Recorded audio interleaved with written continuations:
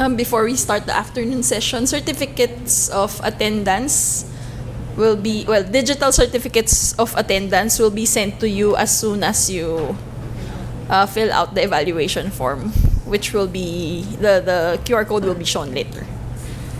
Okay. So, okay na po kayo. We can start. Okay, magandang hapon po. Annyeonghaseyo.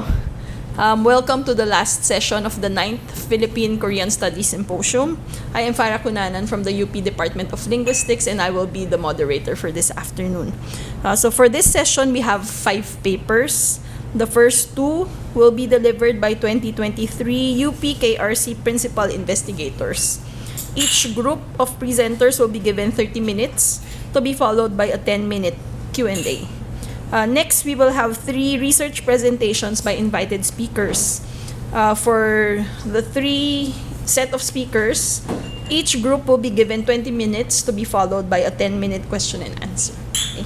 So we now, let's start with the first presentation by Ysla and Marian Gongora of the Far Eastern University.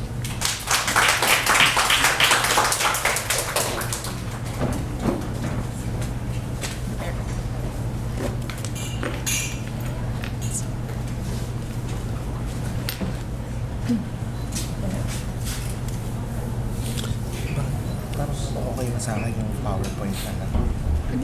Tatanggalin po. Pwede po ba? Ba't naman po yun?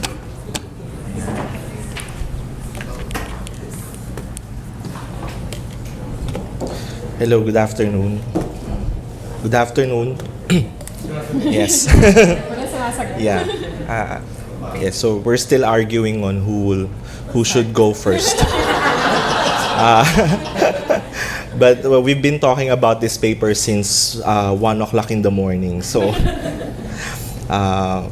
so today we're going to talk about our paper, Supporting Future Growth Sectors, a comparative study of creative industry policy trajectories of the Philippines and South Korea. This is an offshoot of our paper previously that talks about cultural policies of both countries. The reason why we created an offshoot of the cultural policies because creative industry somehow is an overarching theme of different fields that includes cultural heritage preservation, etc., etc. Okay. So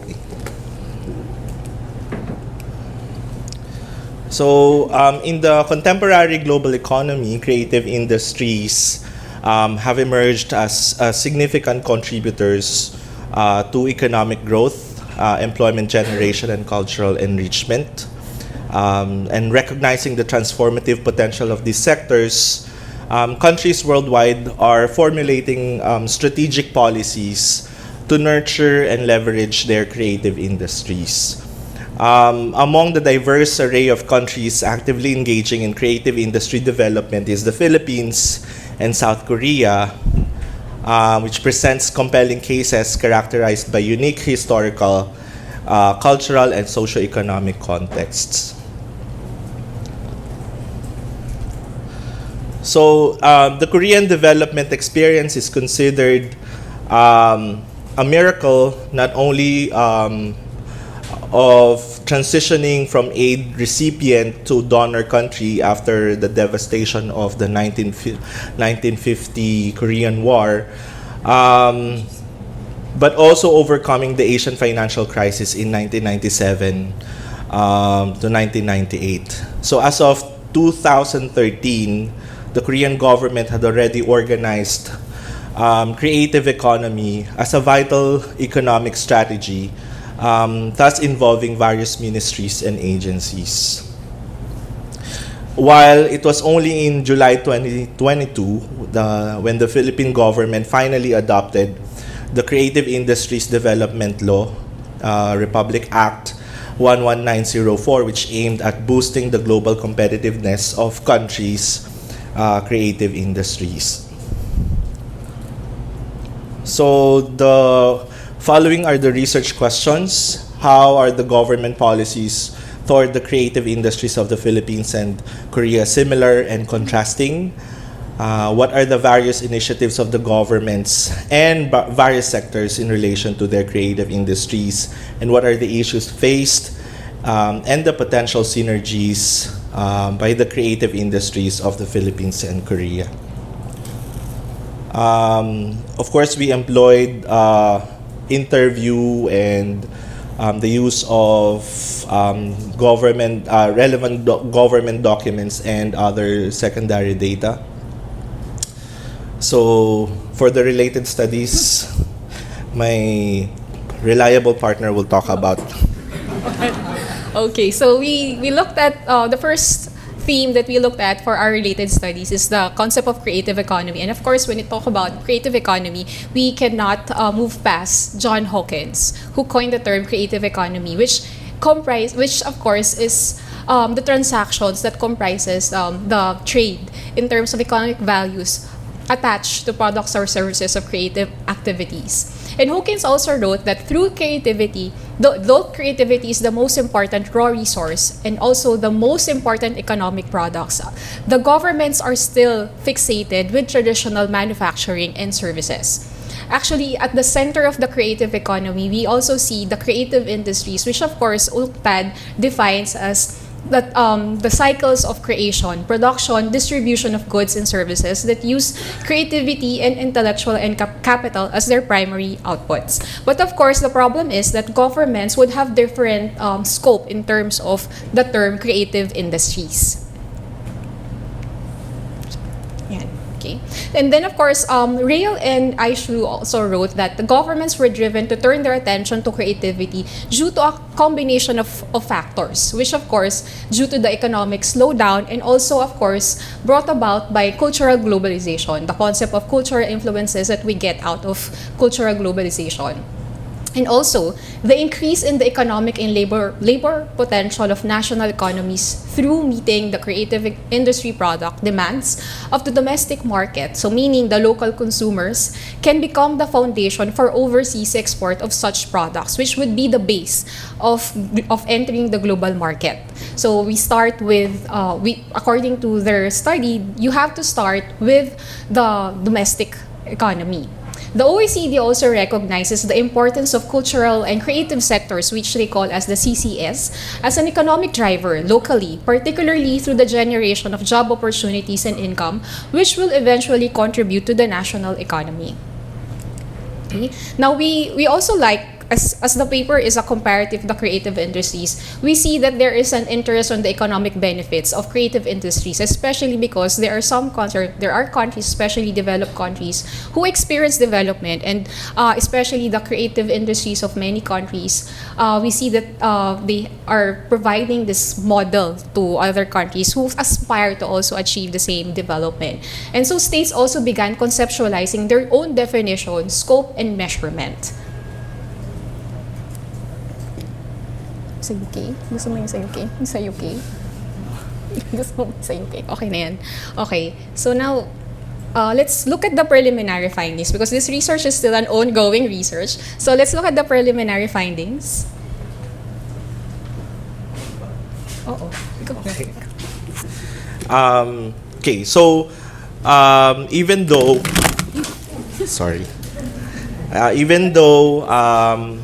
there is a kind of discussion about creative economy and creative industry policies by UNCTAD, there's really no exact approach to creative economy.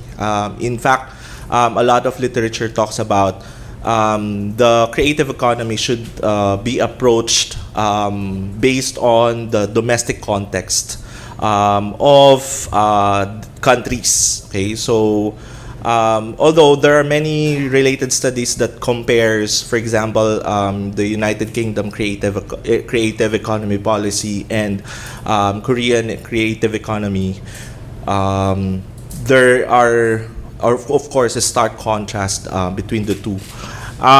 So in this comparison, what we've done so far is to compare what are the regulatory frameworks that are present, and also we've also looked at the institutional support and cultural export strategies, innovation and technology support of both countries.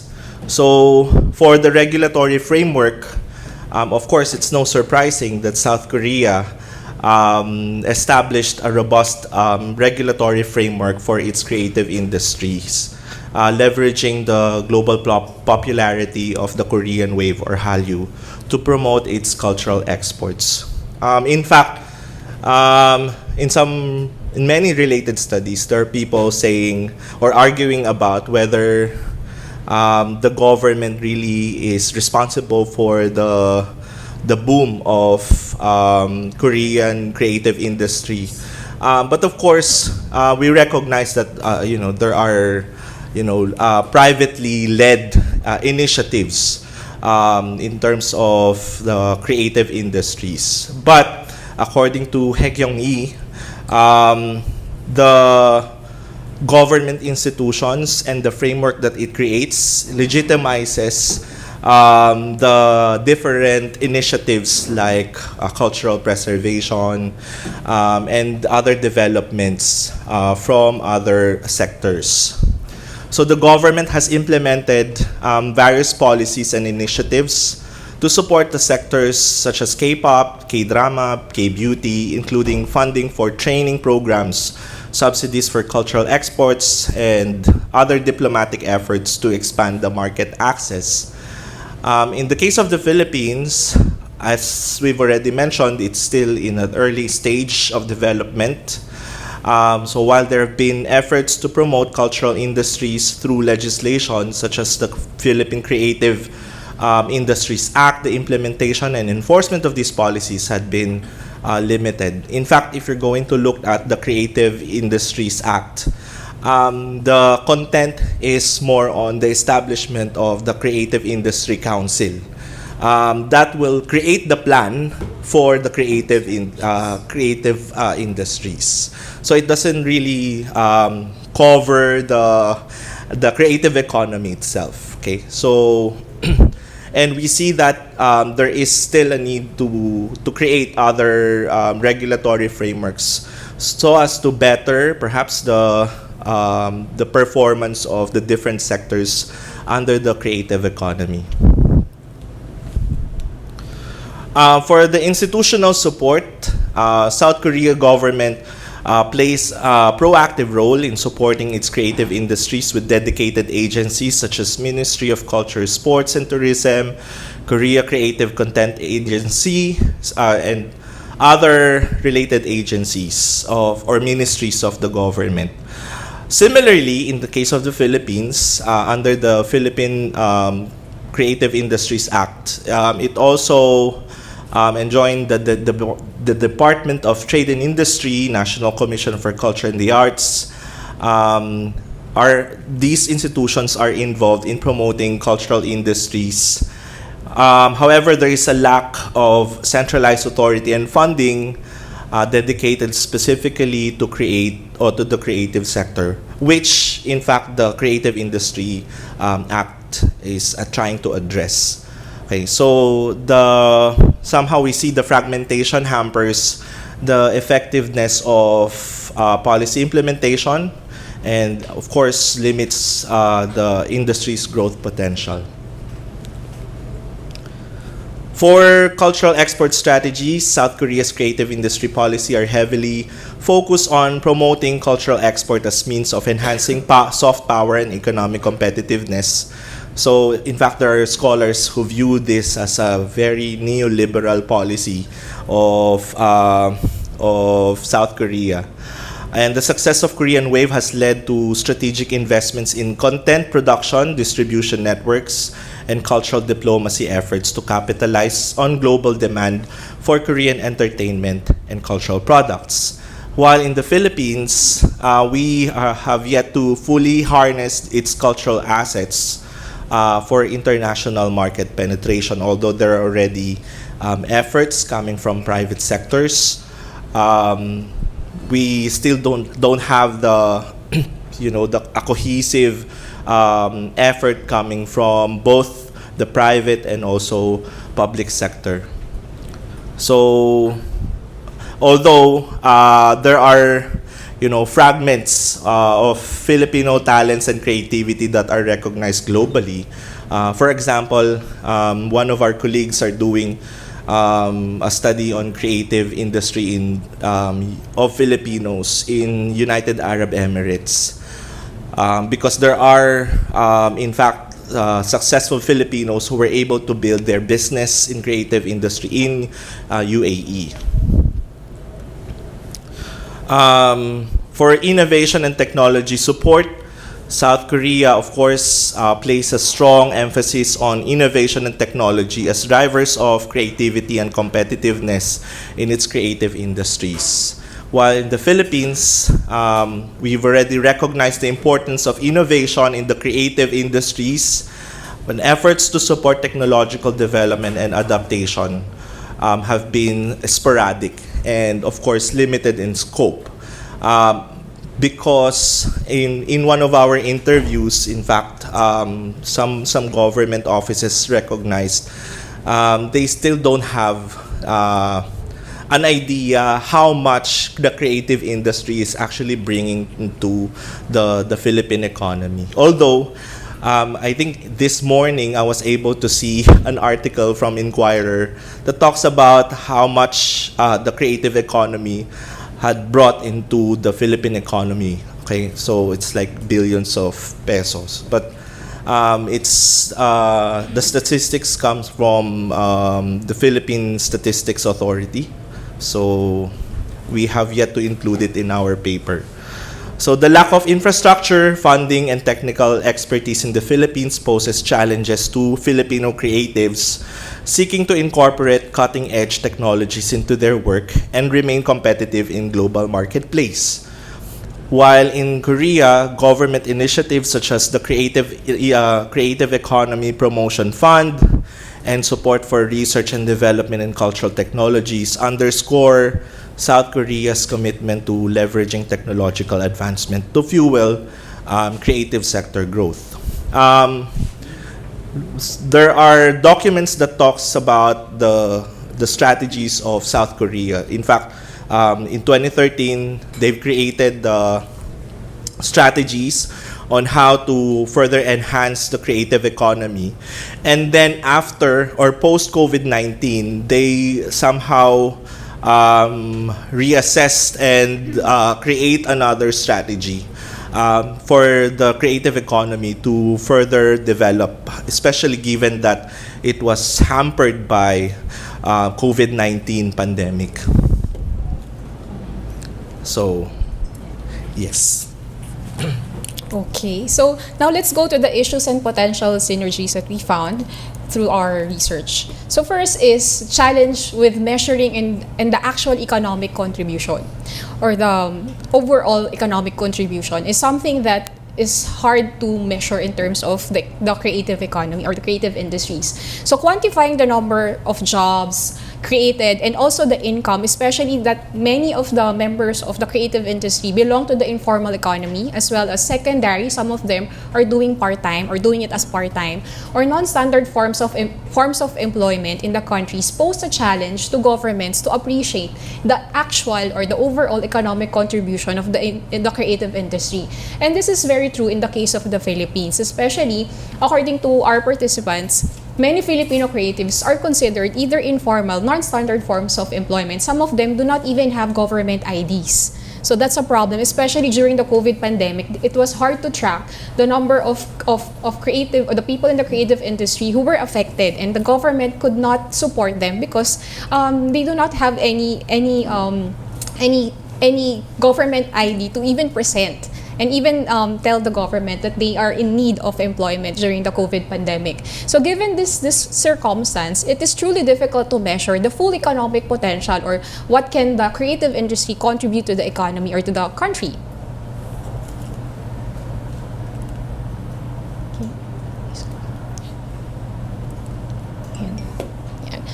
Okay. So also another issue that we see is the differences in local conditions. So while creative industries, many countries look up to the model of the Korean experience, but in the case of the Philippines, we have to look at in order to at least achieve something similar, we have to acknowledge that it is essential to look at what's happening in the Philippines, or what is our strength in the creative industry.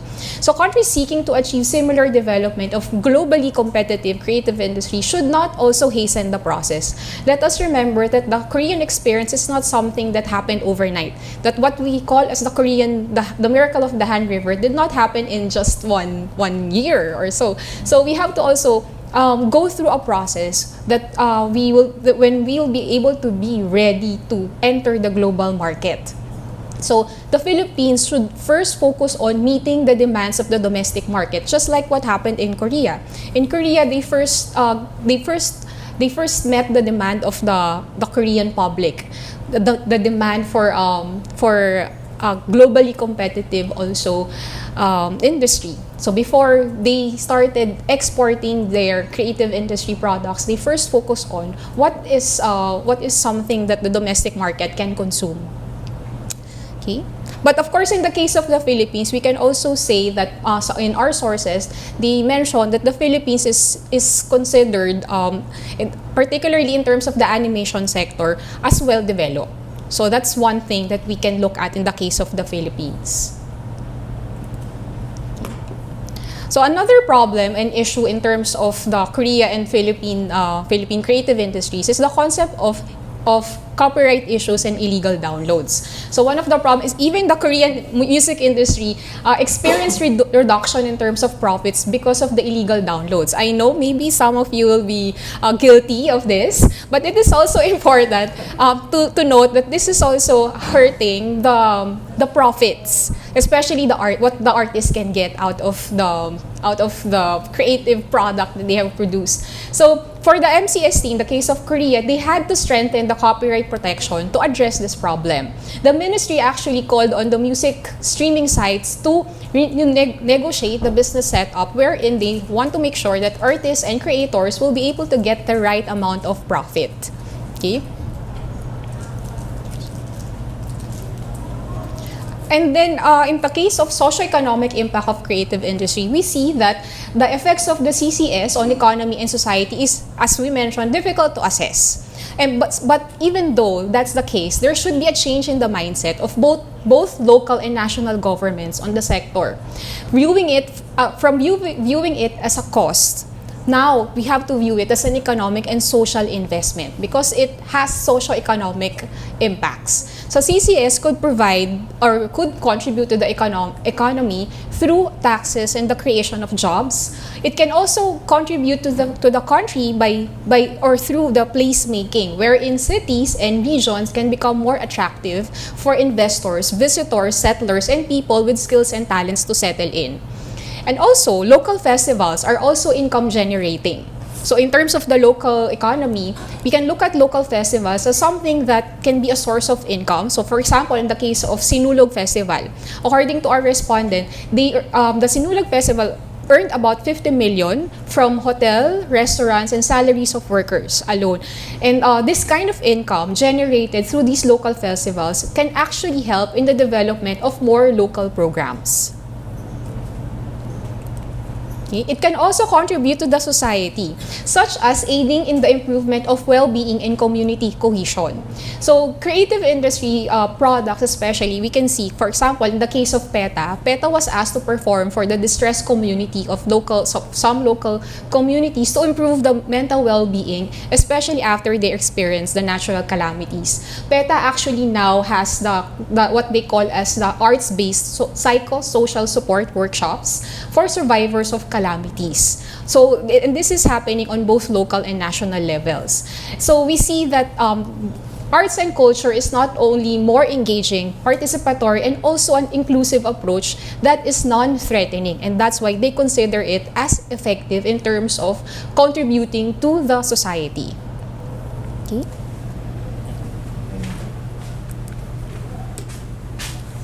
Okay, so for our conclusion, While the Philippines is still in its nascent stage in terms of realizing the potential to have a globally competitive creative industry, it is not inappropriate to benchmark with other countries' success stories developing its own industry.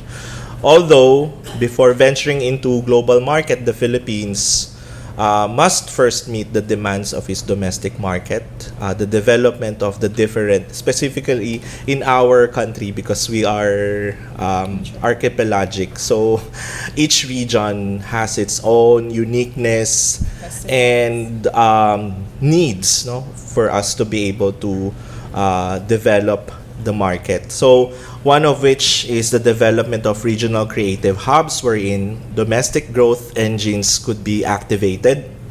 So Korea may have been considered one of the front runners in the creative industry globally, but challenges still remain. In fact, recently there are news or articles about cultural industry workers, protesting the government because of the lack of stability, especially during when they have medical conditions, because of the work. There is an absence of accidents rather. So nagkaroon ng mga accidents and then they couldn't access medical insurance. Okay, so which is considered a loophole in the implementation of policy. Okay, so even though Korea has all these regulatory frameworks, still some companies in the creative industry have this kind of practices that are detrimental to the creative industry workers. Okay, so that's it. Thank you very much for listening. 감사합니다.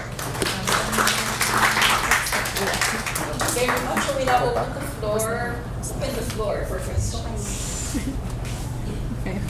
So Marian would be gladly answering all the questions. I turn to my partner. Someone would like to make a comment or ask some questions to our presenters. Or maybe to add, maybe to help us improve this research. Hi po, I'm Lainey from the Asian Center. I found this study very interesting because I'm also trying to look into cultural policy for my thesis. This is very interesting for me.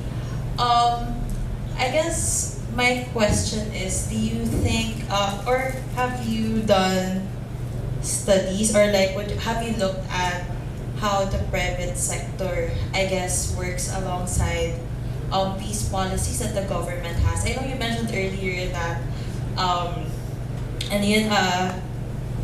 these government institutions and frameworks legitimize the initiatives of the private sector. But have you looked into just comparing or contrasting both, or how they work together, or is that a whole other study na dapat? Thank you. I think based on our research so far, the case of Korea, MCST mentioned that they actually do not really like partnering with the private sector or the NGOs because there are some problems with financial and other accidents they mentioned. But so what MCST would do is that if there is a project initiative, they will create a new agency.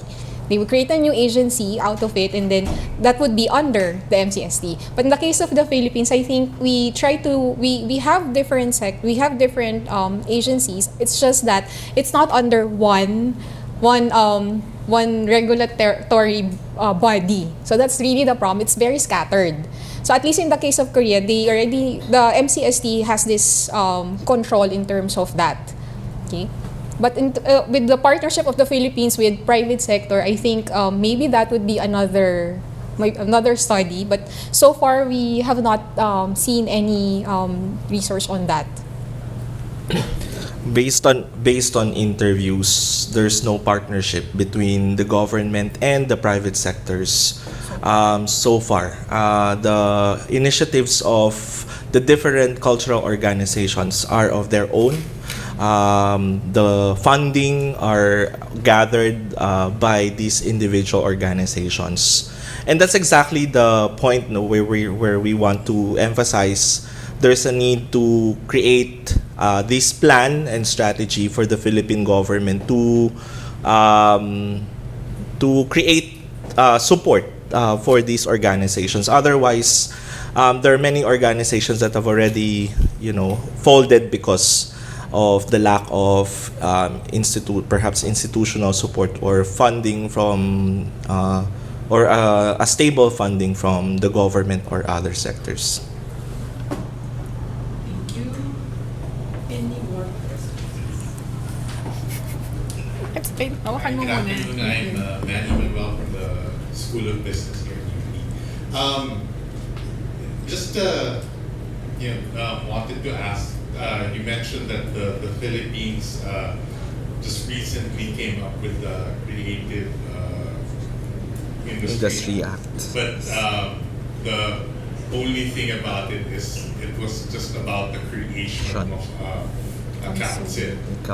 So, but given the fact that this was in 2022, it's now 2024, aren't there, initiatives by concerned parties to make amendments, or are they waiting for the council to be created and then just all of, because things like this, laws, making laws, passing laws takes time, so it might take it might take longer to be able to just reorient that particular law to what it was actually envisioned. Actually, the funny thing here, sir, is that it took us several years to have the Philippine Creative Industries Act because there's the different administrations did not really pushed for it, unlike the previous administration where they were able to somehow gather enough support. And because the previous administration included the creative economy in the Philippine Development Plan. So in terms of what are what happened after the creation of the Philippine Industries Act, I think they're still in the process of building the council itself, and perhaps looking for funding, because as I've mentioned, the part of the policy is the creation of plans by the council. So while we're waiting for the council to be set up, we are, the plans are still hanging in the air. Just to add for that, I think also because, as we mentioned earlier, there is a lack of empirical evidence of how can the creative economy could actually support. There are numbers, but the actual overall numbers is not present. So and as we mentioned, in order for policymakers to even provide funding support for the creative industry, they should have hard facts, and that's something missing. So that's something also that we have to consider. How do you measure something that's informal in character, non-standard? So that's really a challenge in terms of understanding the overall contribution of the creative industry so far. And in the case of the Philippines, we are just merely beginning in the process of this, and so that's why we have to take steps. And we are quite fortunate that there are some people in the government who are looking at the other countries in terms of creative industries. It's just that they need more people would have to change their mindset on this, and that's why we need to constantly do this research. Thank you.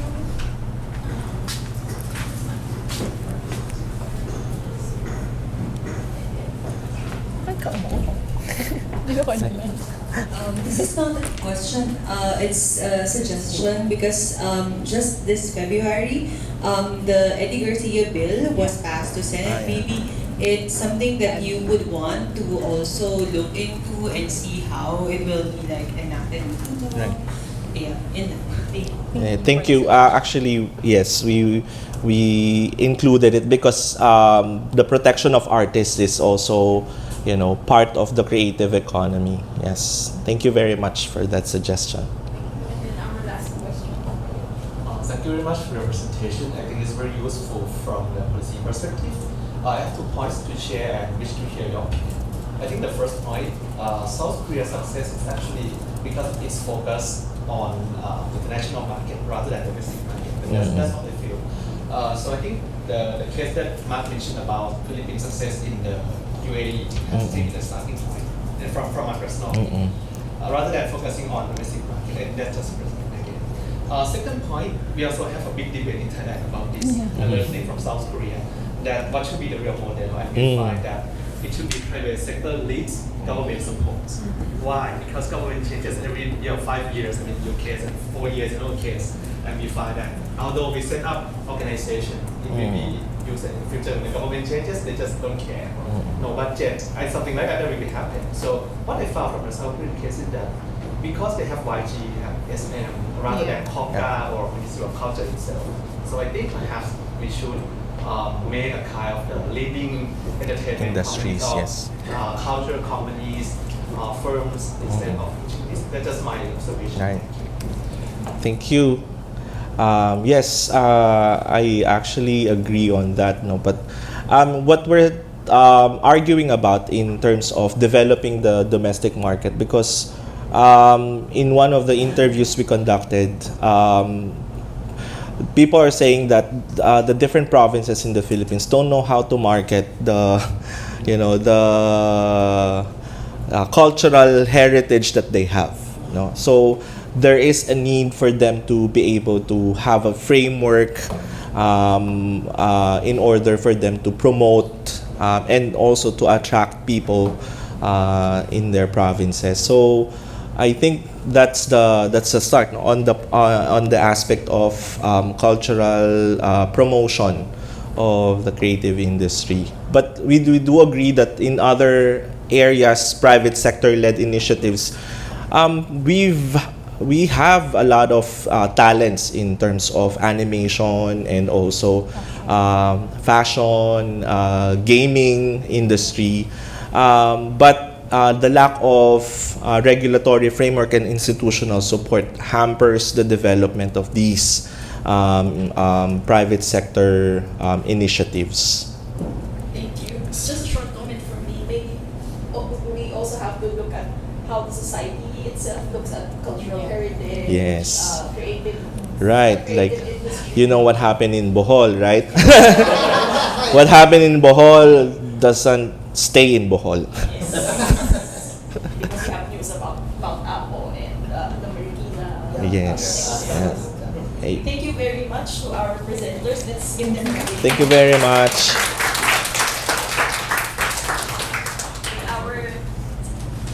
Our next presentation is by Jovito Katigbak of the Bangko Sentral de Pilipinas, Michael Manahan of UP Diliman, and Seksan Ananta Sirigyat of the International Studies Center, Thailand. But for today, we have two of the authors who will present their paper. All right. Thank you very much for having me here. May I first express my appreciation to the UPKRC, especially Dr. Pae Kyung-min, for your kind invitation. This project actually have three authors. Jovito, who absents today, but he kind of made the presentation possible, and also Sir Mike, who is a great linguist, who kind of the expert on the data collection and analyze the kind of digital media content, and also me, who is from Thailand, has nothing to do with the topic about Philippines and South Korea, but because I'm just Paolo, so sorry, just kidding. All right, okay. Okay, let's start with this. When we wait for the presentation, I think we can start with the topic, as you have the handbook with you. That you will see that now even foreign affairs have been digitalized. So we see a kind of increasing role of the new media and also new context that could allow non-state actors to play in foreign affairs by influencing, by criticizing, by initiating, such as multi-alliance, that the kind of the Taiwan, Hong Kong, I mean that kind of thing, also from actually derived from the social media platforms. So I think that can be a kind of the good start that we have. Why we focus on that? Because we think that, okay, this is a new field that scholars still underrate or underanalyze about the issue. Second, why should be South Korea and the Philippines? I would say that because these two countries have a kind of very good relationship. I think we heard a lot throughout this symposium that the two countries have very, very special relationship. But in terms of this emerging field, I think we still kind of underrated. So I think it's good chance that, okay, we start with that. And why? The third point is why it should be 2016, 2022, because we find that, okay, it's like 5 years of the governments. So I think this is kind of matching. I think it provides legitimate justification that, okay, we should analyze what have passed already, but perhaps it has a kind of implications for academic studies and also policy implications. So I think that's why we focus on that 5-year period, because I think we need more, I mean, in terms of academic literature, we need more longitudinal analysis, just rather than one case or one project, but it should be one government, so that we can see the whole practice of that government in order to communicate with a specific target audience. So I think this is more about public diplomacy and also digital diplomacy. So next slide, please. Yeah, I'd like to introduce some ideas of the, okay, just go through it. Yeah, I think I'd like to start with this, that, yeah, as you may heard from me, that, okay, two-way communication I think is key in terms of the success in communicating to the global audience or to target audience in terms of public diplomacy and kind of digital diplomacy.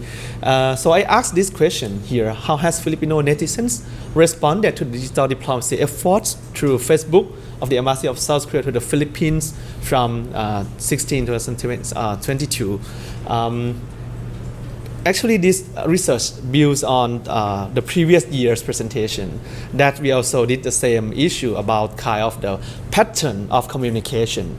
So I think we should go deeper in order to analyze insight or what actually kind of provides some implications to our study. So we focus more on kind of the analysis of feelings or that kind of the netizens approach engagement with this on the. For the review of literature, I think when we talk about digital diplomacy, there are many scholars studying it. Jola and Manner, I think this is a recent one, and both of them are kind of the big guys in digital diplomacy studies. So they define it as the use of digital technologies. So it's more like digital as tool here.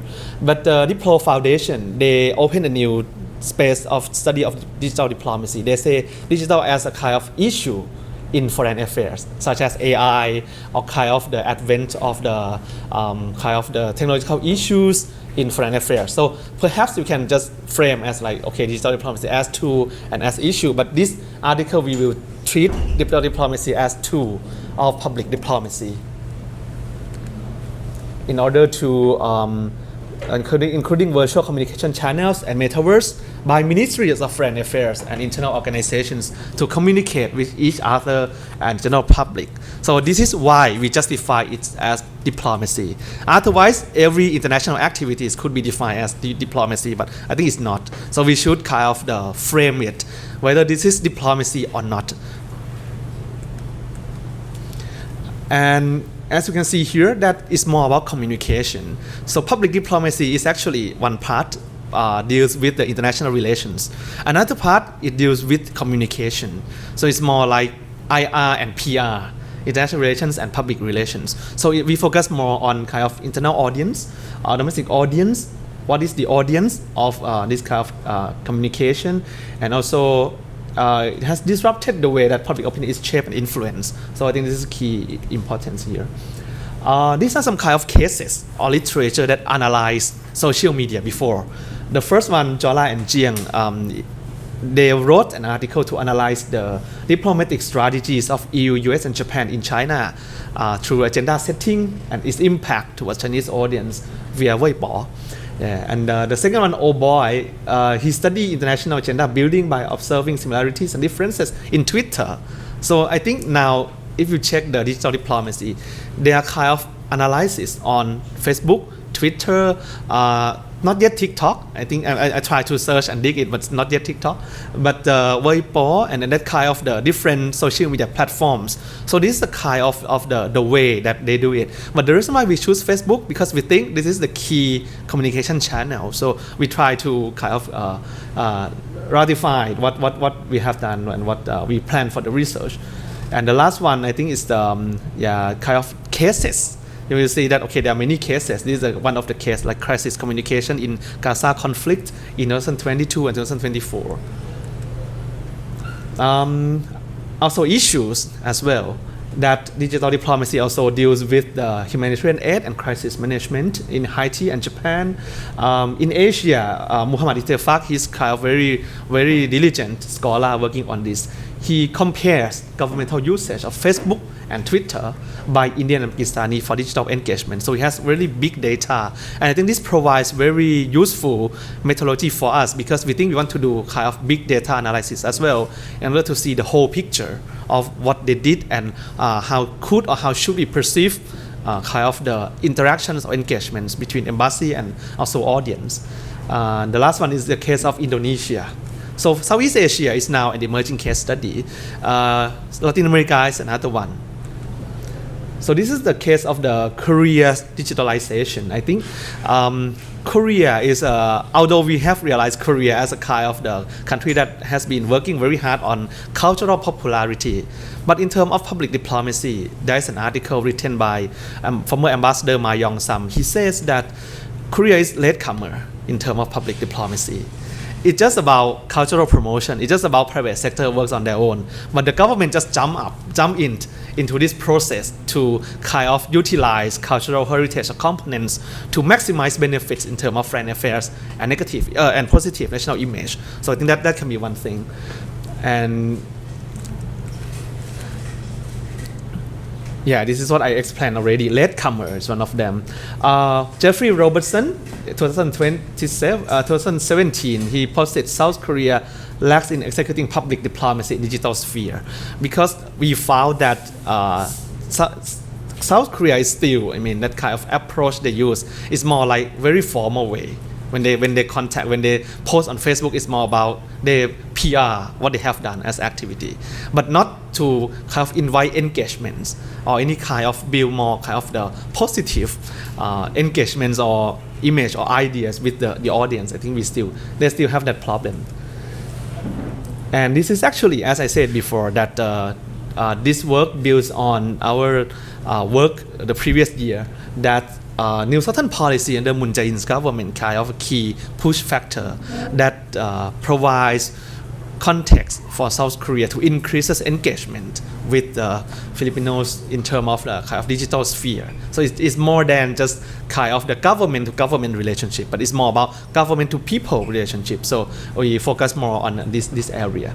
And also Ministry of Foreign Affairs of South Korea itself kind of have the collaboration with the embassies, more than 180 kind of the acts and outposts for the region-specific PD projects. So they carry many projects, and they also have the Public Diplomacy Act for the first time in 2016. So that can be a kind of the institutional progress that they have.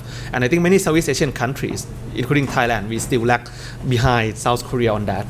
And the last one, you can see that MOFA also utilized many programs, including the KoreaSat platform, Facebook, YouTube, Twitter, Naver, Instagram. So yeah, this is a kind of the way they use it. Okay, so this is what we analyzed. Is the data we got from the first 5 years, that's 2022. So keywords here, you will see that, okay, many issues. Ambassador Han Tongman, and I think he's kind of very famous and kind of got the famous in public sphere for public advisory. This is actually from the COVID-19 period. Job vacancy, Korean situation, Korea magazine anniversary, I'm not sure which anniversary, perhaps the 70 years diplomatic anniversary, perhaps. Virtual conference, also commemoration, close office requirements, COVID, yeah, I think that's kind of reflects real situation that happens during the COVID-19, also pre and post COVID-19 as well. And this is what we found in terms of the digital diplomacy attributes when we compare to countries. We find that in terms of strategy, actually the Philippines also have public diplomacy as part of the pillar of the foreign policy. Also, South Korea also have, as I said, the public diplomacy law that kind of institutionalizes the Korea Foundation and the National Committee in order to get all related institutions to work together. And also first basic plan on public diplomacy, but I think this year we are entering into the second plan of public diplomacy, but it's not that different. I mean, in terms of content, in terms of concerned agency and lines agencies, yeah, Office of Public and Cultural Diplomacy, it is under the Ministry of Foreign Affairs of Philippines, and also Korea also have ambassador for public diplomacy. This position, Ambassador Lee, who came yesterday, was served as this position before, deputy minister level, and also digital public diplomacy division under the Bureau of the PD and Cultural Affairs. So both countries are institutionalized on that. Components, the messages mostly from the nation branding, information dissemination, and kind of provide information. I think that's what we found. So it's more about one-way communication, just give information, provide information, but not to increase that kind of engagement. Major topics, actually mostly about COVID-19, because it's a kind of big advent of the digitalization, and people move to the online world, and that's why I think COVID-19 is a key message here, because it's the process itself. Strength of institutional platform mission, it seems that strong because many posts reflect consistent fulfillment of mandates. So mostly info dissemination of public diplomacy. Nature of responses, yeah, in case of the two countries, it seems that very similar. I think that's very interesting. So I think this is to say, I mean, just to conclude, it seems that Philippines, in terms of institutionalization of public diplomacy, is kind of at the same level as South Korea. That's what we found here, I mean, and you should be proud for that. So next, I think we will try to explain more about big data that we have, and I think that will show many kind of signals or both academic and policy implications. So I'd like to invite Sir Mike. Yes, please. So salingkit lang po ako dun sa grupo nila.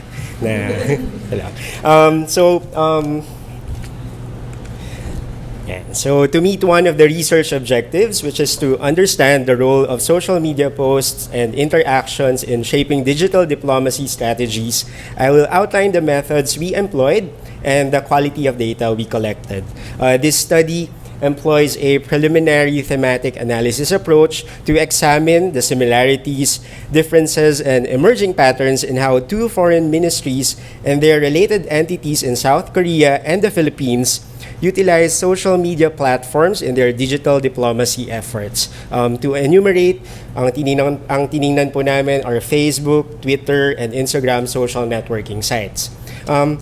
Initially, we wanted to study the following official pages and accounts. For South Korea, they are the Ministry of Foreign Affairs, Embassy of the Republic of Korea in the Philippines, Korean Cultural Center in the Philippines, which is the cultural arm of the embassy, and their counterpart institutions and agencies in the Philippines, such as the Department of Foreign Affairs, Philippine Embassy in Korea, and National Commission for Culture and the Arts, or NCCA.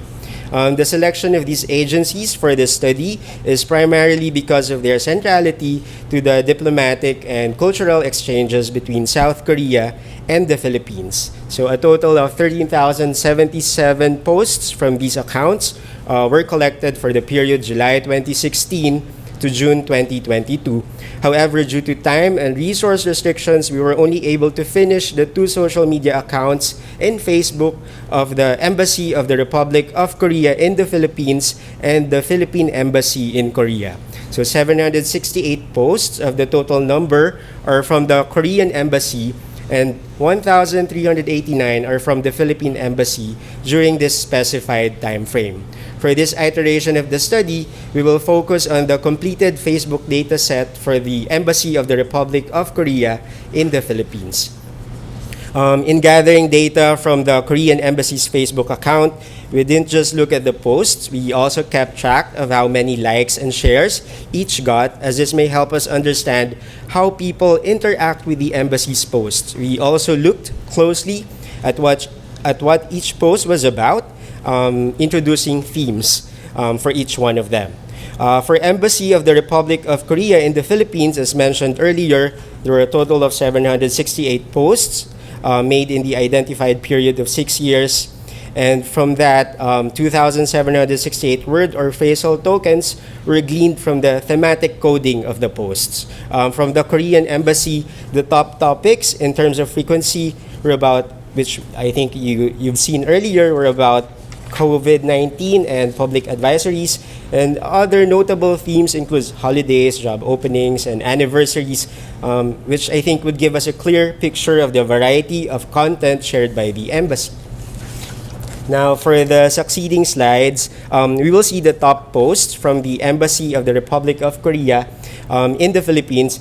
In terms of most reactions, that is like, love, care, haha, wow, sad, angry. But please note that the care reaction was only introduced in 2020 compared to the other reactions with the exception of like, which were introduced in 2015. This provided us a rich data set for analyzing the dynamics of digital diplomacy and the elements that drive engagement on social media platforms. The popularity of these posts can be attributed to several key factors, each reflecting broader themes in digital diplomacy, cultural exchange, and the strategic use of social media to foster bilateral relations. These are, we will term for now, as popularity drivers. One of the popularity drivers is cultural and diplomatic significance, as we could see sa top 1 and top 5 posts with the most reactions.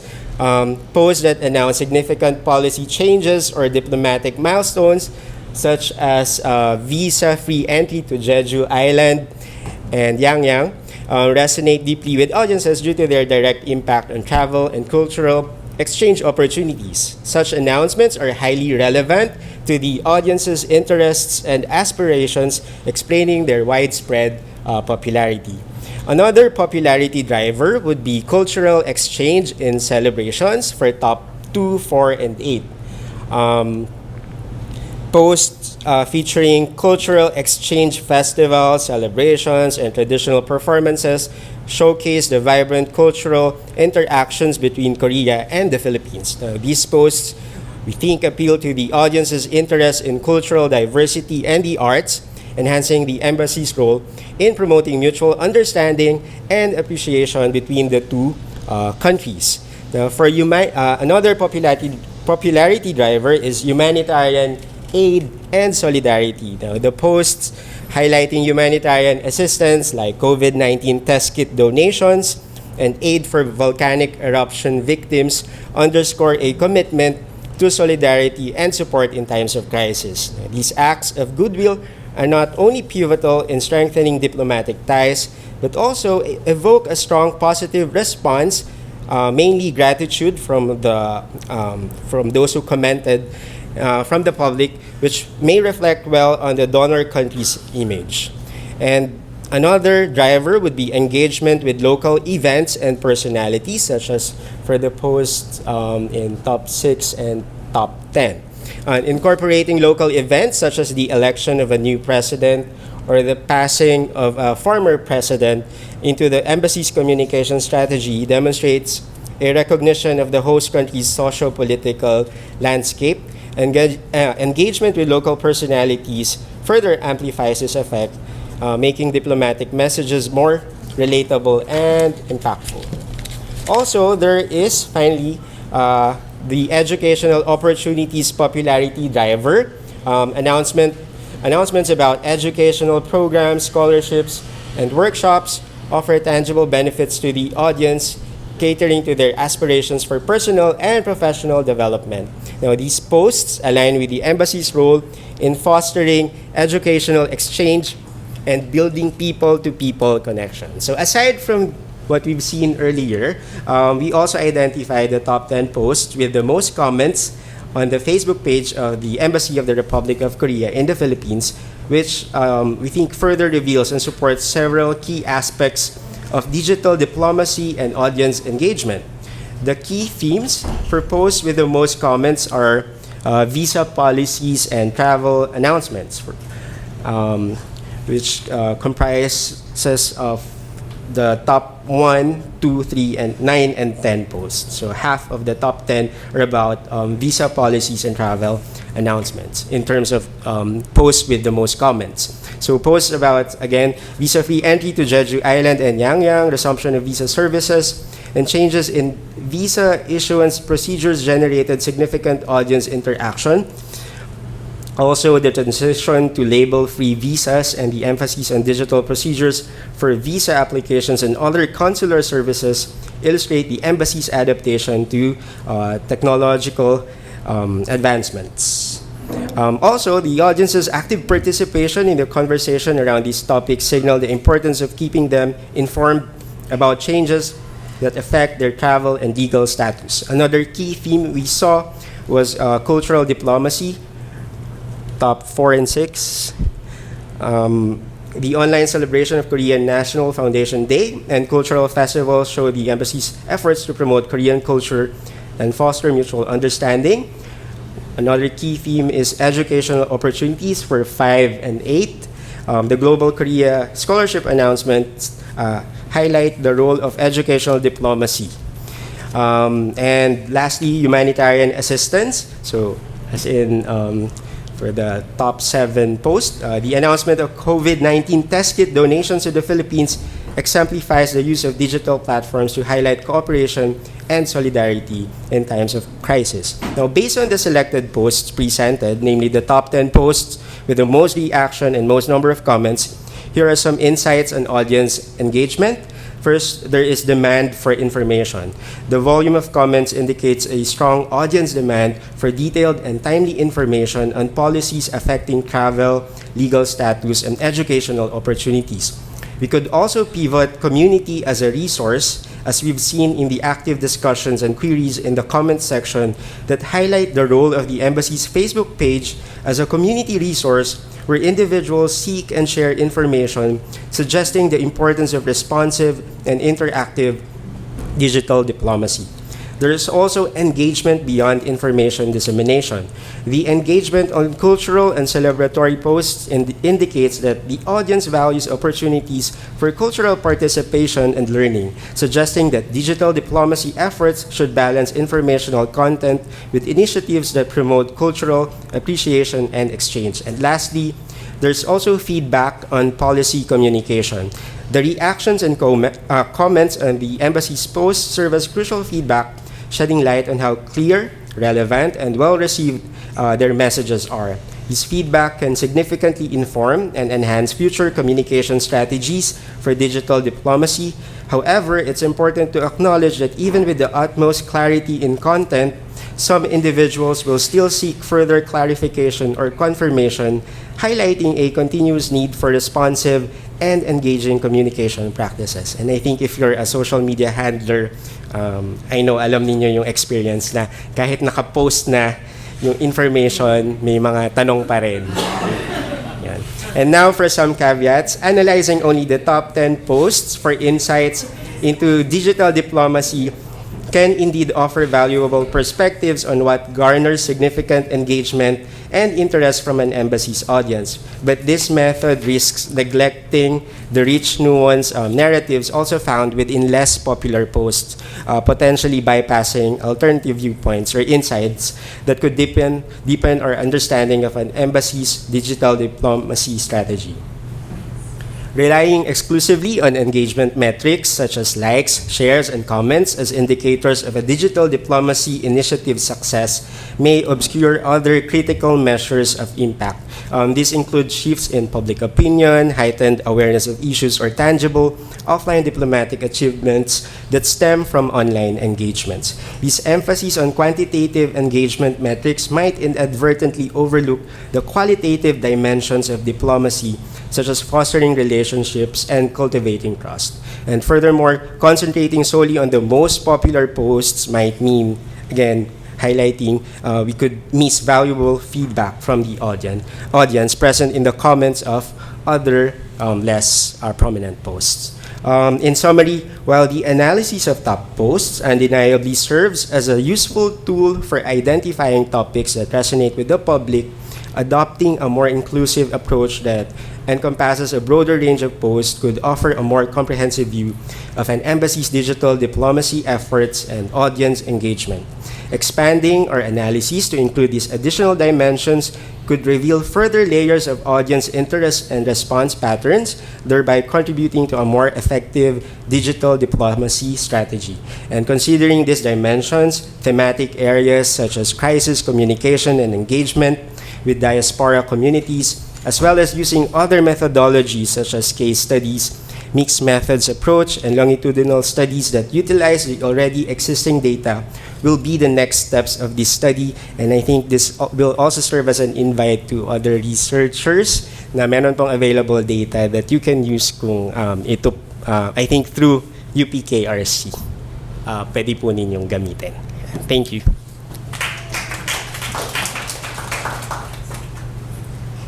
Thank you very much. I'd like to invite questions or comments from the audience now. Questions or comments from the audience?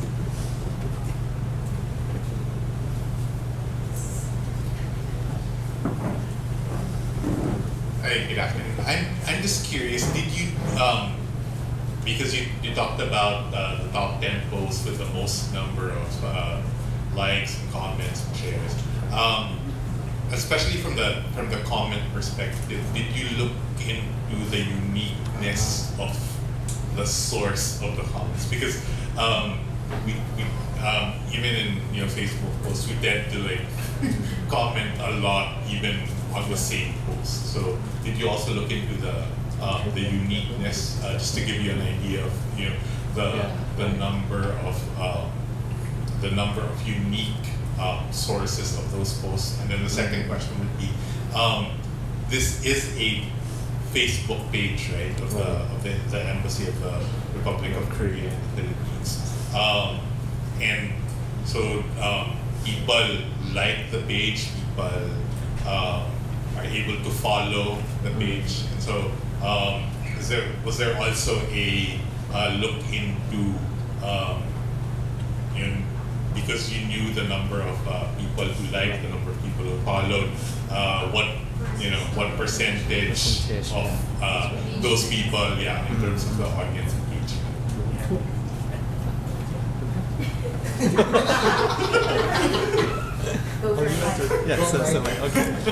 For number one, I think the uniqueness of the comments of the posters, I think we haven't actually delved into it yet, but we do value, I think the term is hapax legomena for terms, yung mga unique items na dapat tingnan because they also provide unique insights which could be really valuable, especially when crafting or especially for the development of digital policy strategies. And number two, we haven't delved into the data in terms of demographics yet of the posters. And if you want to to use the data, I think through KRC, you can ask permission.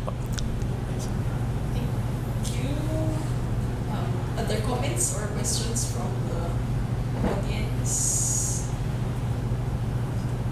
Okay, so for me, did you see any change in the posts of the embassy, like from 2016 to 20? I think what you presented is the aggregate, right, from 2016 to 2022. But did you notice any change in how the embassy site posts information? Like you mentioned earlier that most are information dissemination, but the comments ask for more information. So were there any changes in how they promoted the visa-free information? According to the data that I kind of rechecked this morning, I found that it seems that the Korean embassy did not change significantly in terms of approach to provide information, because we still find this kind of the question always again and again throughout 5 years.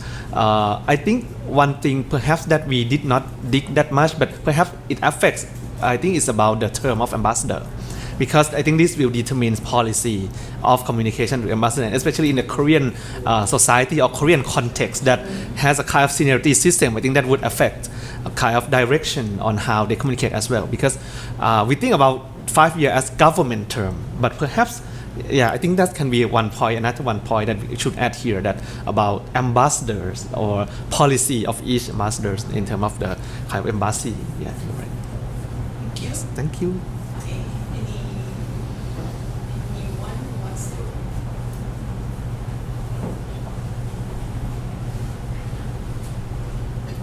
This question is very quick, but I found it quite cute or interesting that there was a frequent appearance of the former ambassador Han Dong-man's name. So in the Philippine side, was there any personal appearance, or what Filipinos or Korean side, would there be any specific or certain names of iconic people or relevant people, individuals?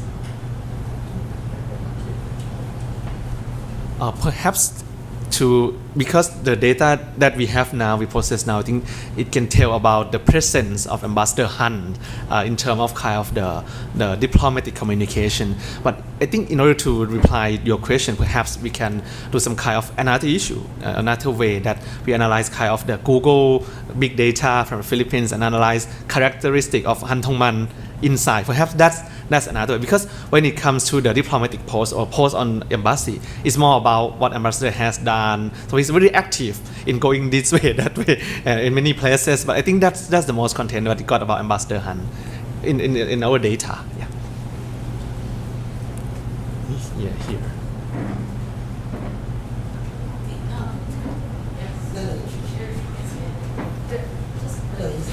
She raised her hand first. Alright, just a quick question. I'm very interested in digital diplomacy. You've mentioned about how it can help with information dissemination. But what do you think is the future of digital diplomacy, and what other areas can it explore, and how can it help with bilateral relations, especially in the case of South Korea and the Philippines? Right. Okay. I think that's 2-3 issues here. In terms of platforms, perhaps we can expand or explore new platforms that embassies or governments use to communicate with the foreign publics, or TikTok, or maybe new platforms, other platforms that they use.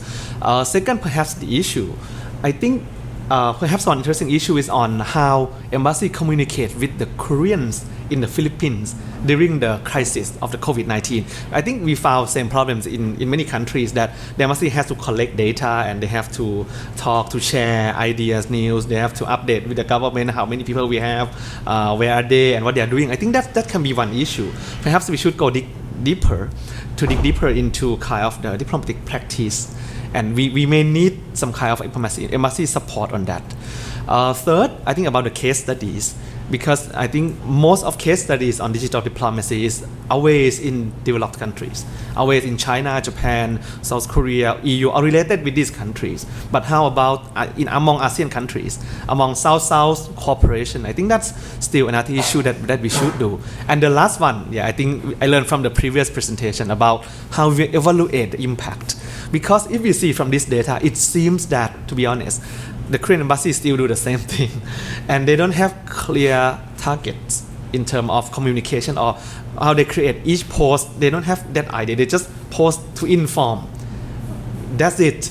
But in terms of public diplomacy or digital diplomacy, I think scholars expect more, not just inform, but perhaps influence. But in order to influence, they have to generate kind of the good post, or post that will call more engagements, or post that will impress the people or will get kind of the media attention. I think that can be one thing that we can expand. Yeah.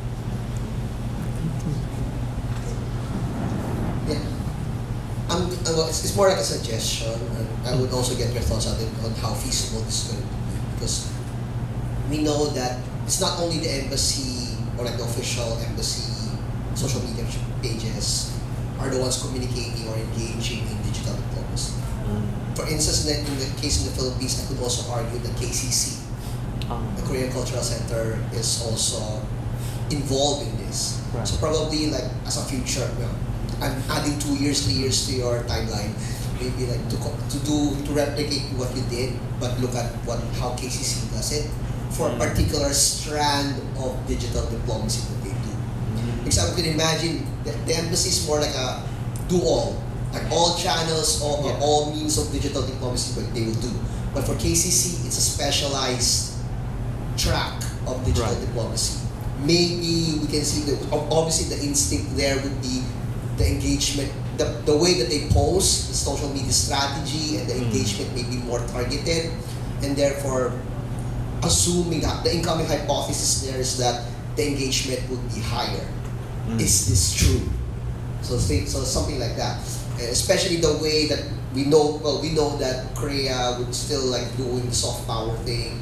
So that's why I thought about KCC. So maybe that's another channel that you can see to validate your general purpose results. In other words. Yeah, thank you so much. Thank you so much. Want to? Okay, We've already started collecting data from KCC din po, and we haven't processed it yet. Yeah, perhaps I think this kind of the future research that we should do some kind of whole of government approach that Korean government related organizations in one country, and also even non-state actors can be another interesting point. Non-state actors who communicate in line with the Korea's agenda in a country. I think perhaps that can be another topic that we can explore. Thank you so much. Thank you very much. Any last question? I think you mentioned a little bit about the change in the ambassador and all. But actually, as someone who used to work for the Korean embassy here in the Philippines, I think it's also going to be interesting to look at the people behind, because usually this was handled not by the officials but by staff. Maybe you can also look into interviewing someone from the embassy, especially because the officials would usually change 2 to 3 years lang sila here, and then we have to have a new boss, and then we have to look at that also, kasi you're just looking at one aspect of it. So maybe that would be another, that would be helpful in improving this paper. Okay, thank you. Thank you. Thank you very much. Thank you. Our next presenters are Erik Capistrano, PhD of UP Diliman, and Doobo Shim, PhD of Sungshin Women's University.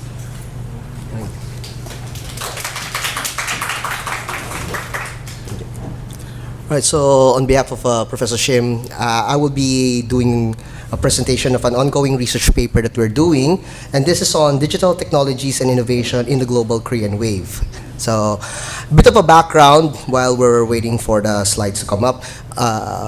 Obviously, KRC has been very supportive of my research line into the Korean wave. For the past few years, I've been focusing more on the consumer side, the fan side, me being a fan myself.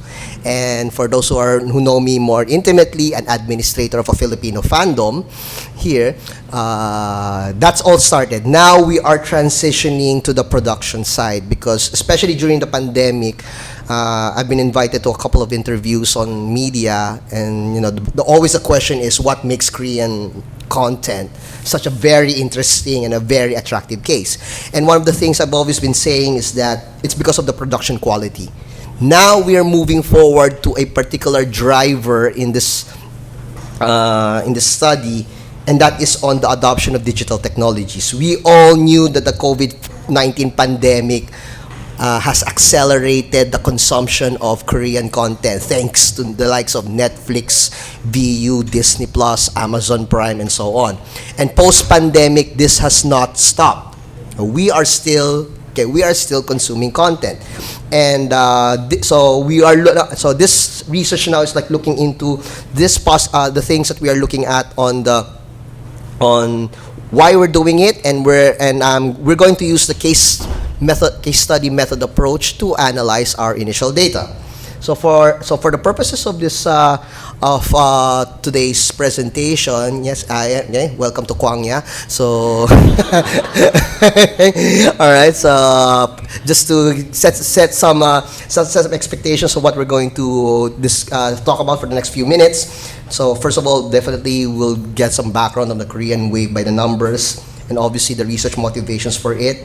Okay? And then sort of a literature review. This is the nerd geek part in any research paper. We need to lay down the theories, in this case, the theories of innovation that I've been using, and then some information regarding the digital technologies and innovation, and lastly, the context to apply to the context on creative industries, digital technologies adoption.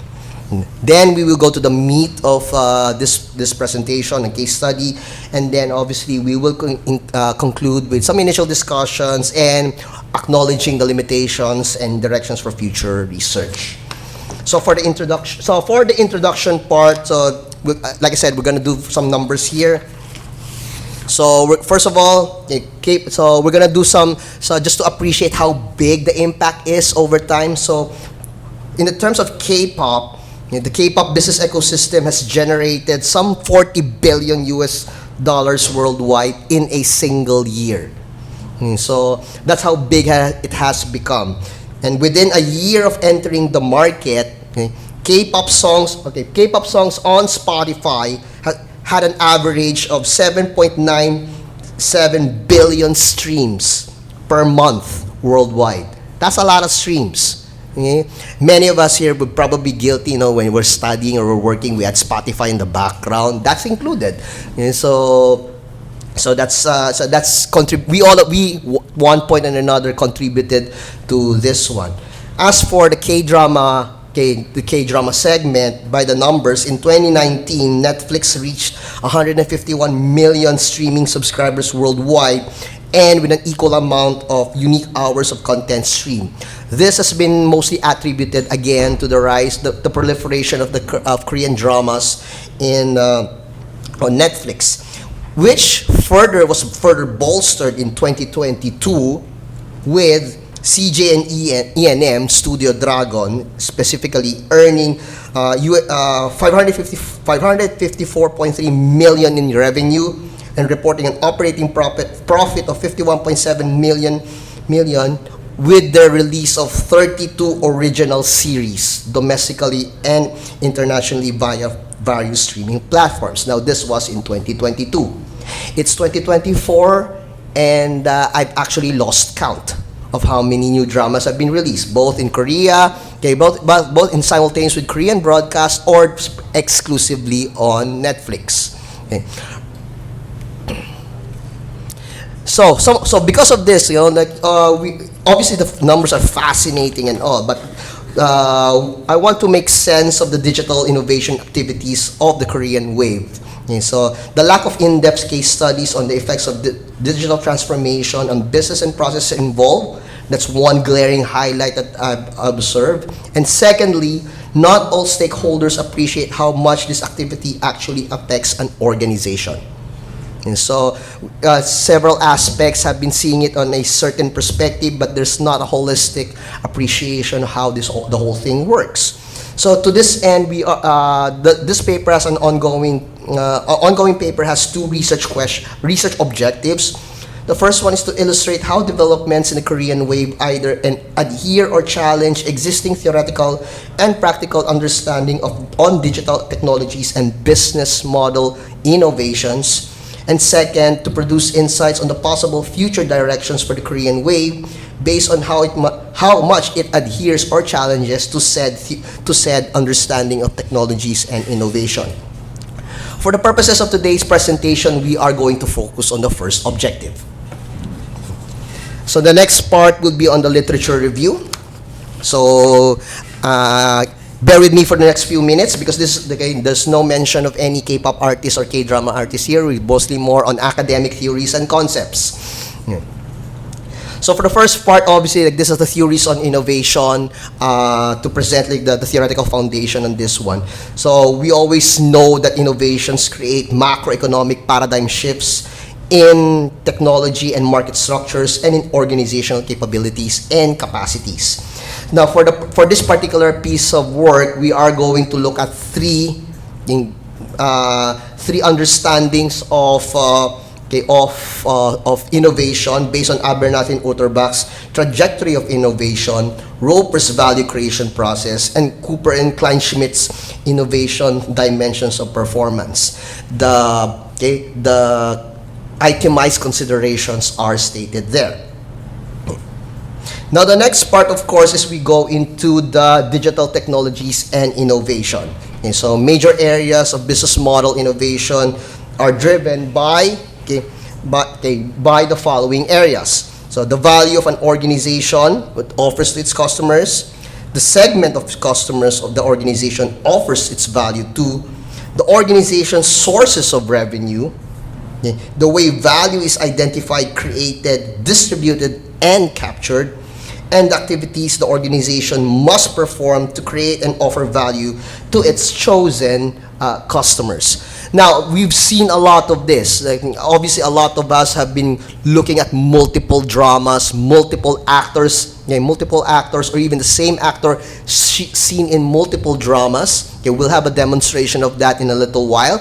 But these are the things that we expect to find if, as far as applications of digital technologies innovation happen.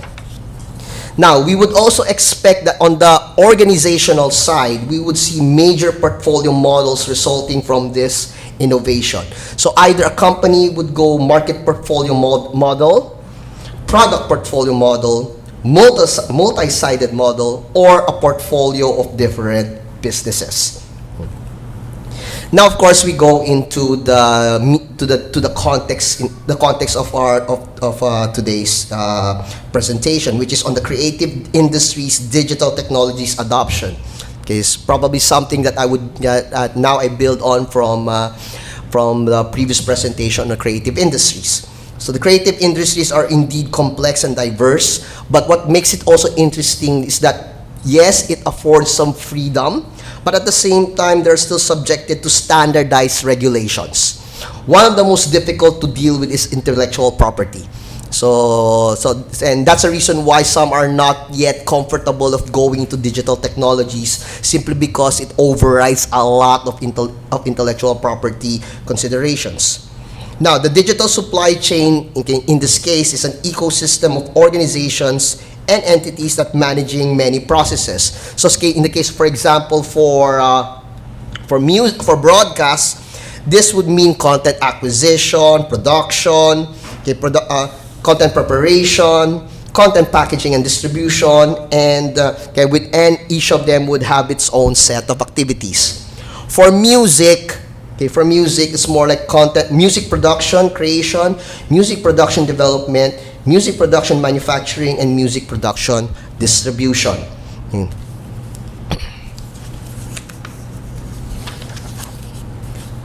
And lastly, what we would expect from applications of digital technologies is to improvements in overall quality of the creative outputs and processes in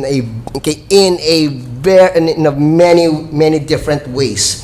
And this would include new forms of artistic expressions and new genres of art, new understanding of creativity, new materials, processes, tools for creative practices, business models, digital markets, consumer groups, distribution channels, and ways of marketing.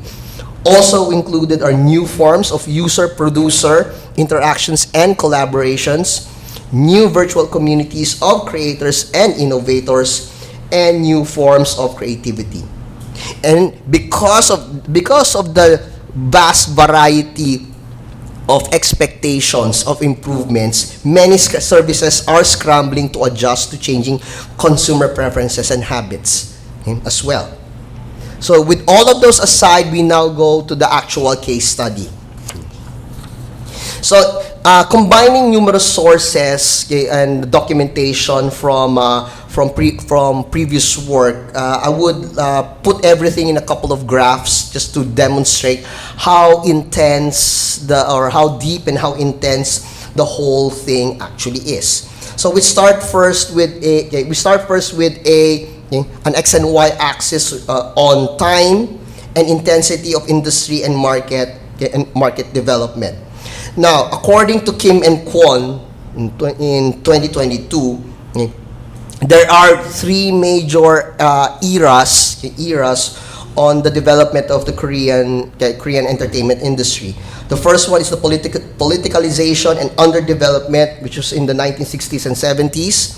Okay, this was the time, if you're old enough to remember Cho Yong-pil, so this was the time that he became very popular. However, during this time, this was characterized as limited financial resources and technology access, and the major way to distribute music content was on live appearances. Okay. And when I say live appearances, this is not yet what we know of. There's no music bank, there's no music core, no Inkigayo during that time. Now, next up is the democratization, industrialization in the 1980s and throughout the 1990s. So this is where, especially those who are scholars of Hallyu, this is where the era of Sotaiji and boys started coming up. This is also where I started, courtesy of GOD. So okay, all right. Those who are laughing will know how old I am as well. Yeah.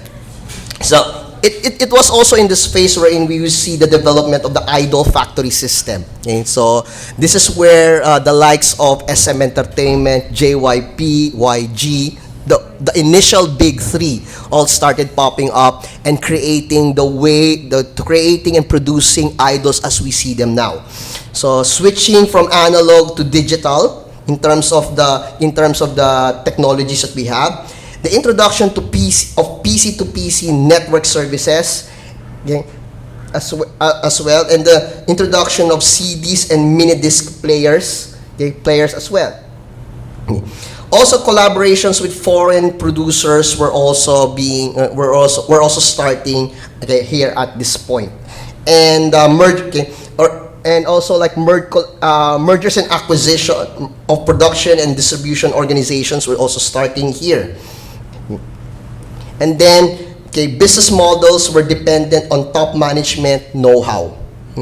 Okay, so these are the things that were characterized during the 1980s. Okay, the 1980s to the 1990s. The third era, the third part is the globalization and digitalization. So 2000s to the present time. So this is now officially known as the second generation K-pop. Yes, so you also know where I came from as well. So apologies for my biases. Okay, as well.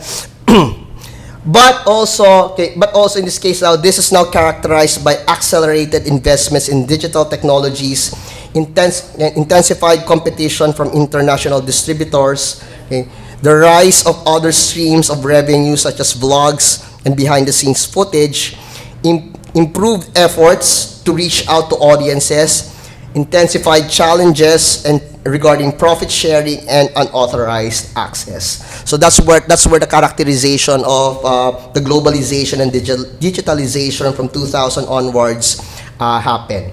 Okay, so as you can see here, now aside from what Kwon mentioned, we took another source which is Pak and Kim, and that green line, that green curve that you're seeing right now is illustrates the trajectory of the intensity of market and industry development due to digital technology adoption.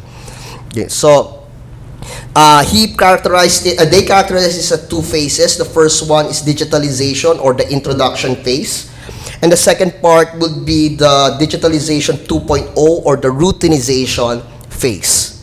Okay. However, it's in addition to this, because of what happened in 2012 with Gangnam Style and Psy, okay, this caused a major acceleration, not in a very particular piece of technology, YouTube. Okay, so this is where YouTube as a viable platform for K-pop in K-pop was recognized. And because of that, the globalization and digitalization era was split then, okay? And it had a new phase. Okay? So as we can see now, this is where the likes of the idols that we see now thrive in. All thanks to what happened in 2020. All thanks to what happened in 2012. And because of that as well, in addition, Tan et al. In 2020 made its own study in that particular era of globalization and digitalization, and this is now characterized by platformization and monetization. Okay, so what does that mean? Okay, this is characterized by technologies complementing existing processes, more consistent production of content, diversification and crossover content, genres and platforms, and of course, creation of virtual countries. So aside from what I mentioned earlier about Kwangya, one of the bigger platforms that we see here in which these virtual countries are forming is Weverse. So it's what it does, and it made fans to converge from all angles, all aspects, all together. So this graph illustrates that history, and it kind of like now the question is, how does this adhere to traditionally held thoughts and beliefs regarding innovation? Okay. But furthermore, before we continue with that, we also need to look at the consumer side. So let me take you to a quick customer journey. And I think a lot of you here would relate, especially during the pandemic. So say for example, you're a K-drama fan. Okay, you're bored. Okay, now you can't go to Korea. You're stuck at home. Oh, you get Netflix. Okay? And because of Netflix, then you wanna hear the music videos about the soundtracks. You wanna see behind the scenes content. You go to YouTube. And then we go YouTube, you find this particular channel called The Swoon. Now it's not The Swoon anymore. They rebranded.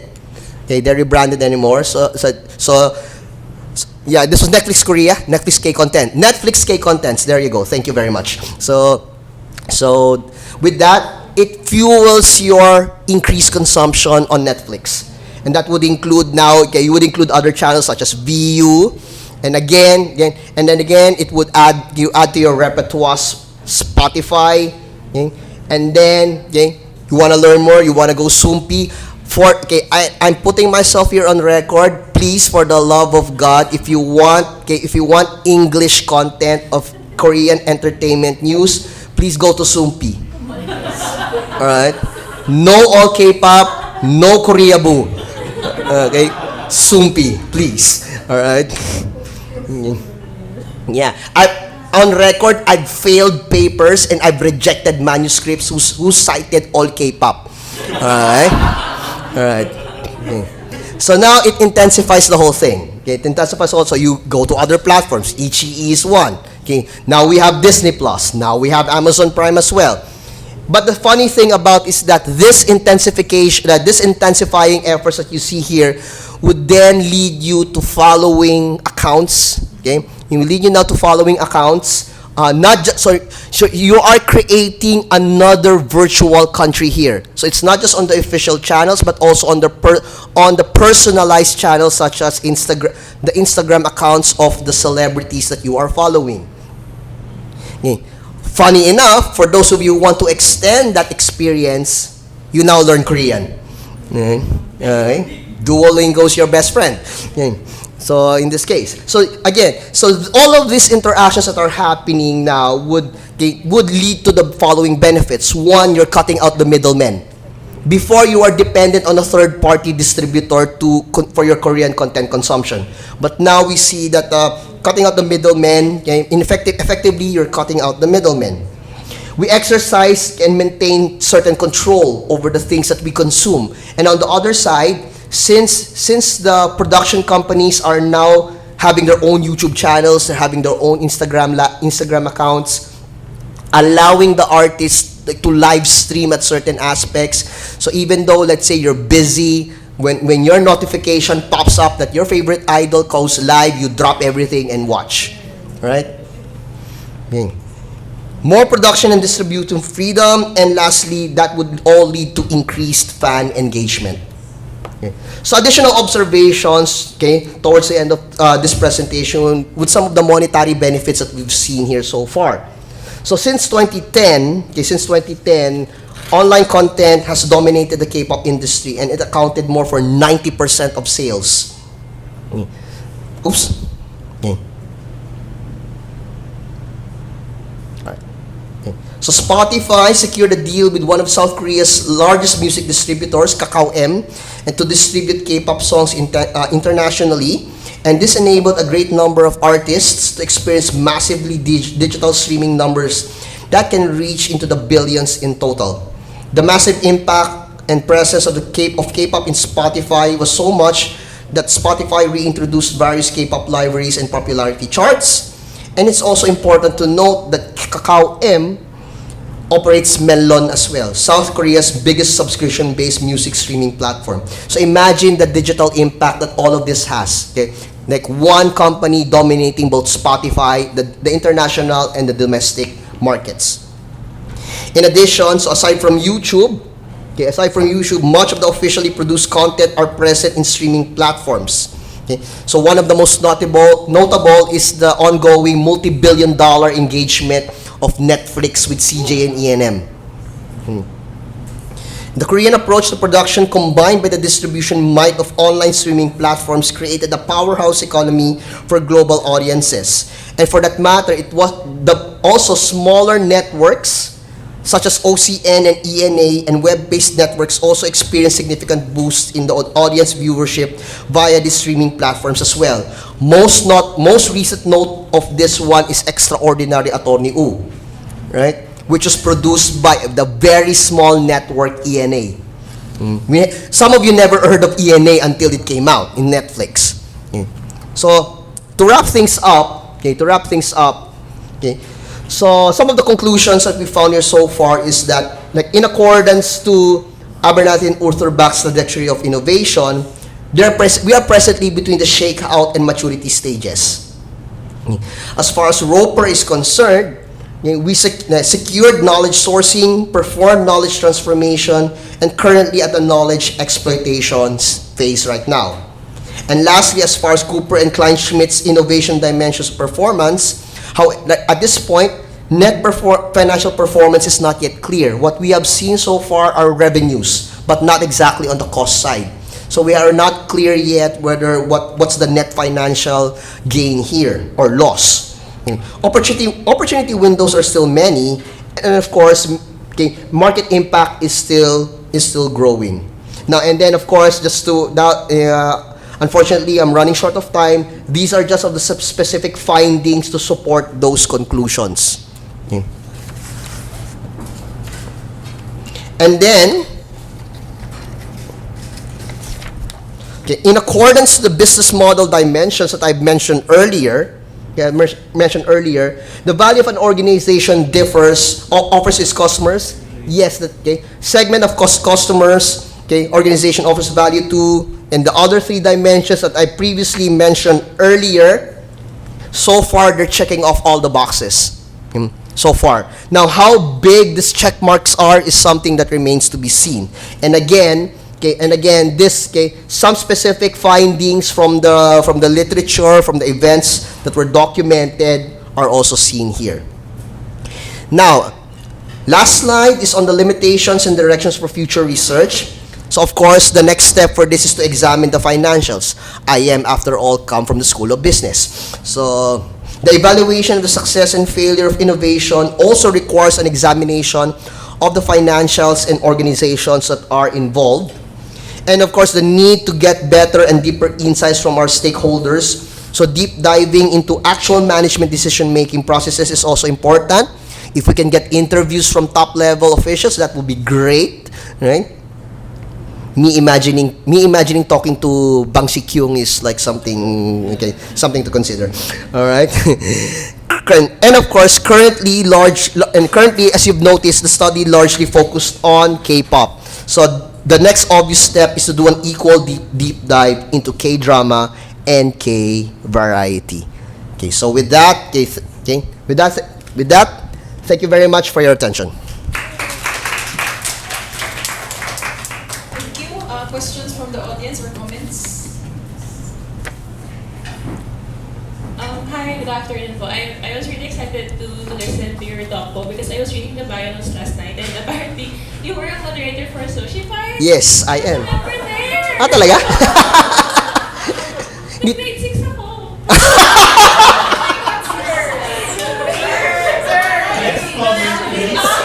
Oh! Erik, next comment. Yes. I was really excited. This is during the party. Yeah. I'm also part of Unisowon, if you heard of us. Like, that's a collaboration of Socified Philippines and Girls' Generation Philippines. Yeah. Kami nagpa-fan event pag nandito. Like, last one was si Yuna, right? And we were the one who did the fan projects for that one. Kami. It's so close. It's very, very nice to meet you in person. Regarding my question po, since it's about the digitalization, do you think the current prevalence of AI groups? I think there are like Oh, yeah. Yes, there are yung super kind. They have Yeah. human members and AI members. Yeah. Is it like possible in the near future that we will be studying K-pop groups that are really fully digital? And if so, do you think this will somehow affect the impact that K-pop had founded since the second generation groups? Flat answer, no. No, why? Because it kind of like right now, given the level of technology for AI, I don't think it's gonna capture that one thing that makes us stan our idols. That's the personality. Yeah, and for that matter, it's gonna be very limiting because as you have known, you know it. Everybody knows who I follow. There's a natural career trajectory that makes us stay as fans. And I don't think AI would capture that. Even for the example of one of the pioneers of that, ESPA, they killed off Navis already, right? Right? And you rarely see the AI avatars of ESPA anymore. So what happened there, right? I mean, flat answer right now, no, for that one. So rather than a recommendation, more on a request, na maybe in the future you can also look into TikTok challenges. Oh, definitely. Idols. Oh, definitely. Oh, definitely. Definitely. Just don't make me dance to one. No, because I haven't memorized 2X. Yeah, the 2X dance challenge yet. But that's the one I'm trying to memorize. No, but kidding. But yeah, definitely because that's a very it's two-way. One co-idols or fellow idols promote the dance challenge and then fans pick it up, right? Or it's the other way around. Like the other way around, because that's what I saw with 2X, with Taeyeon, like Taeyeon's 2X. There wasn't real choreography. There wasn't really choreography in that song, and then somebody made something up, and then later on, Taeyeon herself in her newly opened TikTok channel, kind of like followed it. So yeah, it's a very interesting channel to look at TikTok as a way to promote fan behavior and fan expressions. I agree, sir. That's really a big factor. And also that I just wanted to say that I also used to get my information from social facts. So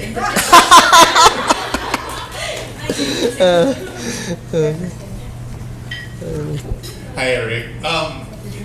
My question would be on the whole area of the impact of the digital divide and the difficulties in terms of internet penetration coming especially from our COVID-19 experience. So what can you say about this, especially in light of the moving towards a lot more of online streaming and a lot more online presence? Okay, all right. In terms of the digital divide, I guess it kind of helped.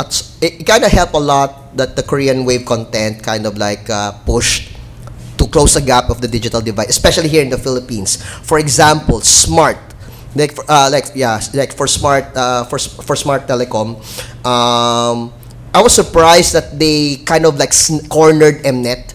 Like you can't watch Mnet anymore. Like you can't watch MCD anymore unless you're a smart subscriber, right? So so that being said, it kind of like forces PLDT to upgrade their infrastructure, okay, so that you can like continue watching MCD. Same with Globe. Like because of Globe, if you wanna participate in their communities, then you have to have decent Globe subscriptions. So that's the thing. So, and I was fortunate enough to be invited by Globe several years ago to spearhead their Hallyu initiative as well. So that's one thing I already said to them as well. You want to enhance the Korean Wave delivery here in the Philippines, improve your infrastructure. Okay, or make subscriptions more affordable. Okay, make subscriptions more affordable and cost effective. So I guess I'm hopeful that because that we are now again post pandemic and all, but we're still reliant on these technologies, they would do more. Okay, definitely do more on this one. Okay, beyond, let's say, having a promo wherein if you're a smart subscriber, your postpaid plan, you can tie in your postpaid plan to Netflix and get $100 off. So as well as that, so improve on that. Small steps, but hopefully it'll get bigger. Any more questions? Any more questions or comments?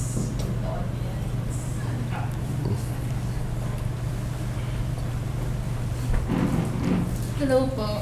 So, as also a K-pop fan, I feel like when we talk about K-pop, we can really separate it from stan communities, especially on Twitter or X. So, I was wondering, what do you think? Last night kasi I was scrolling on Twitter and I saw someone claim na Hive banks daw on fan initiatives or like marketing to market their groups. Yeah. So, I was wondering... Not just Hive, mind you. Yeah, SM Entertainment, I'm looking at you as well. So I was wondering what you think about that. Like, in terms of your research, do you think companies really do bank on fan initiatives, fan marketing in order to make their groups go viral and make it big on the global stage? Or do you think it's just like a minuscule part of K-pop? they do. No, they do. Especially now they do. Come on. I mean, let's face it. It came to a point that fan communities are complaining for the actual lack of marketing. Yeah. Right? Yeah. So that being said, okay, I know it's exploitive, obviously, but that's free marketing for you. It's also very smart. Like from a coldly capitalist perspective, okay, from a coldly capitalist perspective, it's smart, okay, because like they get frustrated. Okay, dang it, I'm gonna live stream for you, or I'm gonna promote for you, okay, and that's where we born the phenomenon of hashtag parties for one, right? Or like streaming parties for one. Yeah, streaming parties for one. Now, what's the downside of that? Numbers then get conflated. That's the thing, diba? That's the only problem there. But unfortunately, they kind of also find it cost effective. So you're not gonna spend too much on promotions now, diba? Let the fans do it. Let the fans do it. So it's both a boon and a bane as far as the whole community is concerned, because we as fans, we're stuck in the middle. Like if we do not make it viral, then they're not gonna earn, right? So yeah, so parang we're stuck in the middle. Damn if you do, damn if you don't, kind of situation. I kind of feel the frustration there. So what can be done to push companies to do that? Again, honestly, at this point, I do not know. Like I honestly don't know off the top of my head that what can be done to push companies to do marketing the way they used to. I think it's really not a question, but it's actually a comment on the last question. It would be best to come up with studies or critical evaluation of fan labor, and that's a different banana compared to what was delivered by Erik, and perhaps you can come up with it actually, or other scholars are also looking into fan labor. Because fan labor is something that we actually really do, and it's actually not unpaid labor. It is. So, it is. Yeah. Yes. So yeah. Yeah. So just to react on that now, I'm actually bouncing around the idea of my head to do fan labor studies, but specifically now for live concerts and like fan meetings and concerts, because like again, as part of Unisowon, part of the experiences that we had over the last 4 outings dating back to last year. Okay, including Teon's concert at Araneta in July that I skipped the university graduation for. So, okay. So, we kind of find that the local organizer, like the local partner, is becoming more and more reliant on the fandom to promote the event. To the point that we were almost gaslit pa with you in one of the events, like we're not doing enough. So yeah, good that you brought that one up, because I'm actually planning to do one, but specifically for that live events and concerts, like live fan meetings and concerts for the meantime. Okay, thank you very much. So you have ideas for the next papers? Okay, thank you. Okay, so our next presenters are Josiah, Jude, Abuton, and Alyssa Karen Acal of the De La Salle University. Dasmariñas.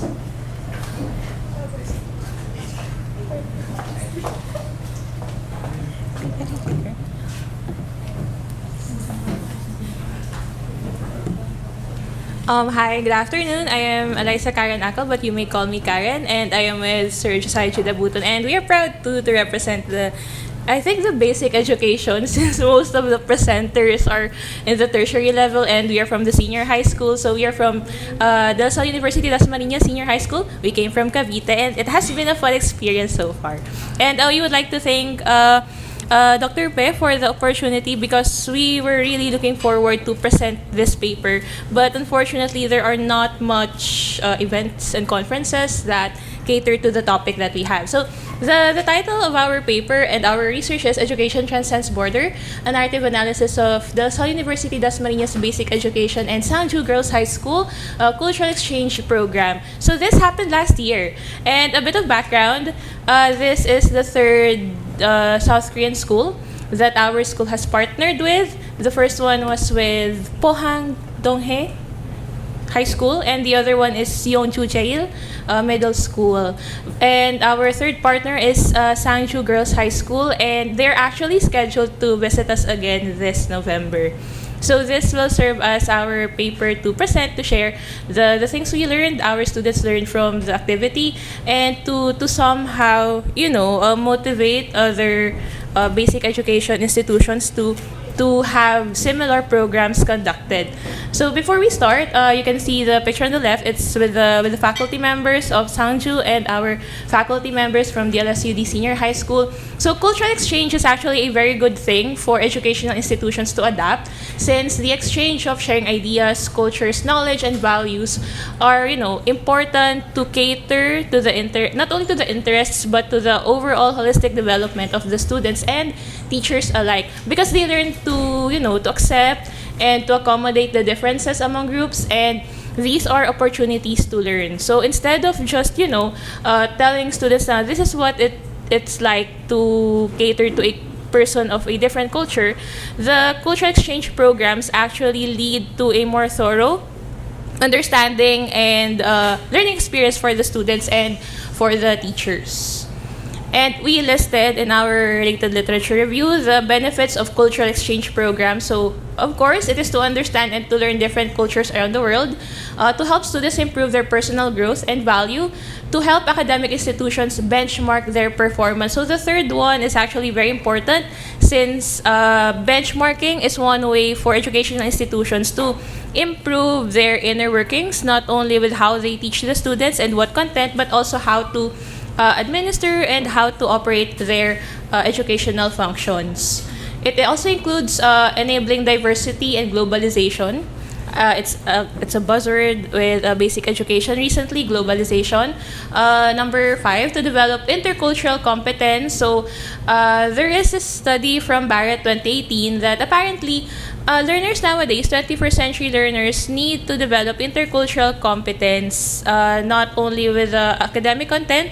They also need to practice intercultural competence, because it is related to the last bullet, because it will help develop peace and unity among learners, and it is a probable response to resolve conflicts that were born out of prejudice, racism, and discriminations. But even though the cultural exchange programs serve very, noble benefits, very noble purposes, there is like few literature with regards to how it is catered in the basic education level, specifically for high school students. Most of the available literature come from cultural exchange programs conducted on the tertiary level, as if only college students or postgraduate students are the ones, needing this kind of program. So the goal of our study is to actually address those concerns, because based on the questions we asked our students, most of the exchange programs they are familiar with are only these, like AIMS, ASEAN University Network,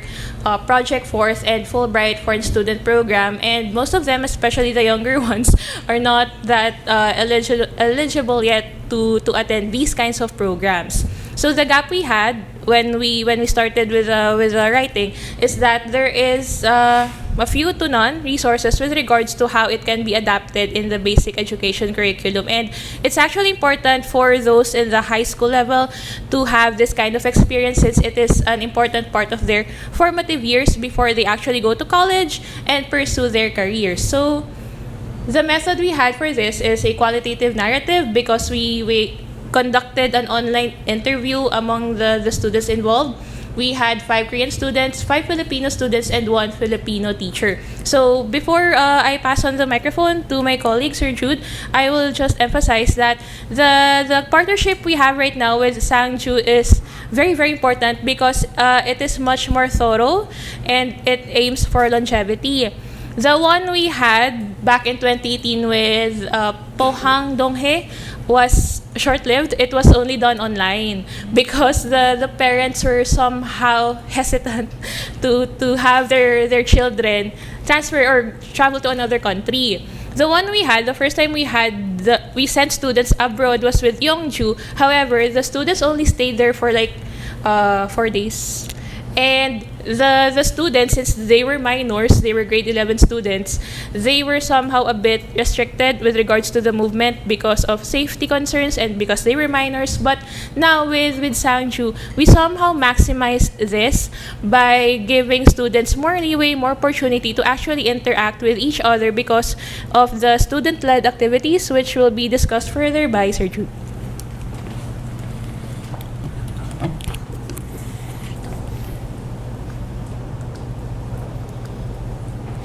Hi, good afternoon. My name is Josiah Abuton, and I'll be discussing the results of our using thematic analysis on the interview of different students that volunteered and participated for our foreign exchange program. So we have found 3 themes, which is number 1 is preparing for the cultural exchange program, and number 2 is significant lessons about cultural exchange, and number 3 would be learning to work with cultural differences.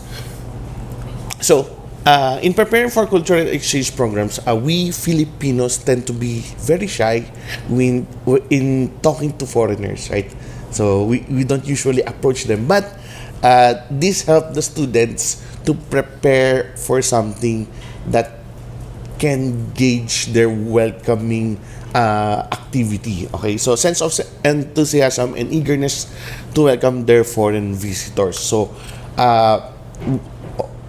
instead of the admin and the faculty planning for the activities on this foreign exchange activity, we let our students plan for themselves and have their own approach for their welcoming, and as their Korean partners will be staying with them, okay? And also ensuring that their planned activities would be able to immerse themselves in an authentic local experience. So the original plan is the plan is to have a partnership with a student. We the same with a Korean student, and they will live with them for around the 3 to 4 days. Okay, so they will be totally immersed on the culture, on the Filipino culture, in their families, and the environment and other factors involved on that. So, in preparation, and they planned what they will eat, where are they going to take their Korean partners, what activities they're going to do for the rest of their stay. So in doing this, we help our students not just relying on textbooks according to Academic America in 2022. We're not just learning through textbooks, but also in experience itself. Okay, so it is an authentic learning experience for them to be with a foreign student and actually learning right on the culture itself. And then also, we can see here, this is on the first day, orientation for the students, a partnership exchange program, and then at the right side would be a welcoming for them in the basic education campus in Del Salle University, Dasmariñas Senior High School. And then another thing we have found out in the results is that communication and interactions led to deeper understanding and appreciation towards Filipino and Korean cultures. We have found that over the course of their stay, Filipino students they are well versed in speaking in English, but some of the Korean students are having a hard time in talking in English. So even though there are challenges on this, they have a meaningful experience and conversation and connection with each other. They have said they have a sharing experience, they have heart-to-heart talk, they have a crying session. So these differences makes them relative to each other because of what they are being into at that moment. Okay, and also good source of discourse and interaction between the Korean and Filipino students. So this program help other Korean students have an idea of different aspects that they are not encountering on their home in Korea. For example, there's this one student na she doesn't have any consideration for a religion. She's not into religion, but one family, one of their activities is going to a fiesta. Okay, it's a celebration of Mary, and then they also encountered as a Korean student there, and he is planning to be a priest. Okay, so that at first she was aback on that, but seeing the culture of Filipino, appreciating it, okay, she had a meaningful internalization about that aspect. Okay, and then also language learning as motivation in joining the activities. Most of the Korean students, they want to practice their English speaking skills.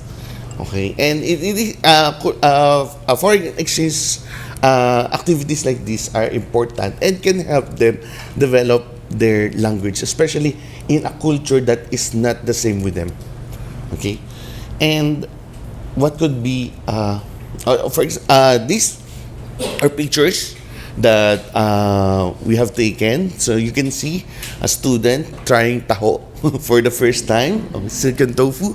Okay, and then we also toured them to Museo de la Salle. So Museo de la Salle showcases Spanish era of colonization here in the Philippines, and then what are Filipino culture, different cultures can be seen all around the Philippines, and then they have different activities. Students from De La Salle, they prepared games which are traditional, and they give prizes coming from the Philippines itself. Okay, and last is for this is learning to work with cultural differences. So we all know the differences could lead into barriers. Okay, so but still, these barriers are something that can encourage them to have some to level up in their learning. So challenges brought by language and weather. As I have said, English language is Filipino people are very fluent. Most of us are fluent in speaking it, but for Korean students, they are having hard time in speaking it. Okay, so this is still a challenge for them, but they are trying.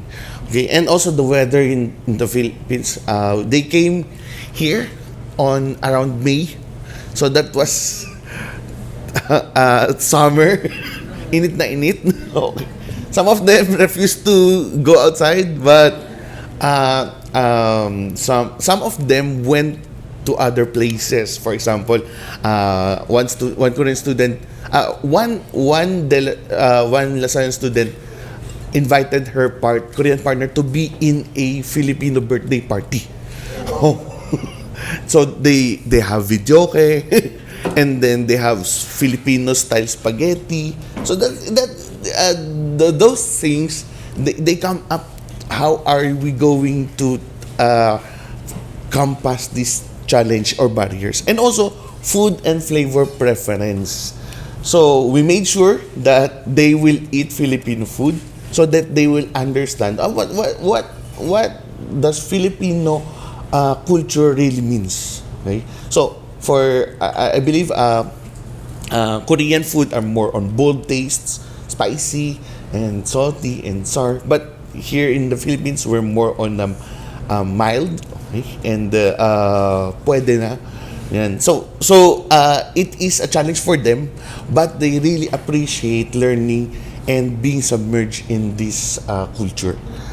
So what could be the recommendation? For this, as you can see, these are the activities and inside the campus. Okay, and they're the tours that we have shown them around in Dasmariñas.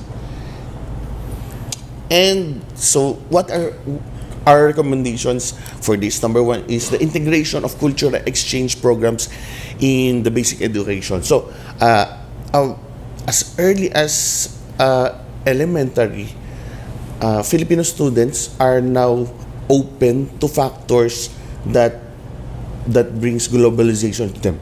Okay, so they are more advanced in learning. So that's why we see that foreign exchange activities like this are important now, especially in basic education. And also, it supports the students' involvement in exchange programs through incentives, finance, and funding. So we all know it is not cheap to do this. So we need financing and funding, especially for this. For the Filipino students that went to Korea, the school paid for their ticket. All they have to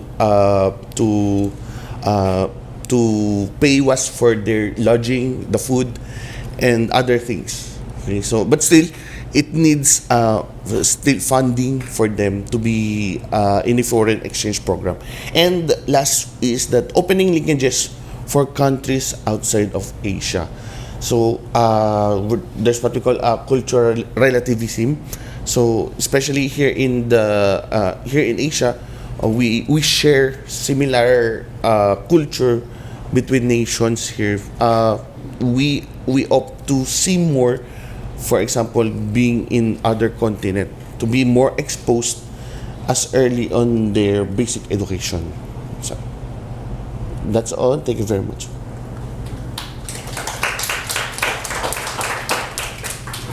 Okay, thank you very much. The floor is now open for questions and comments.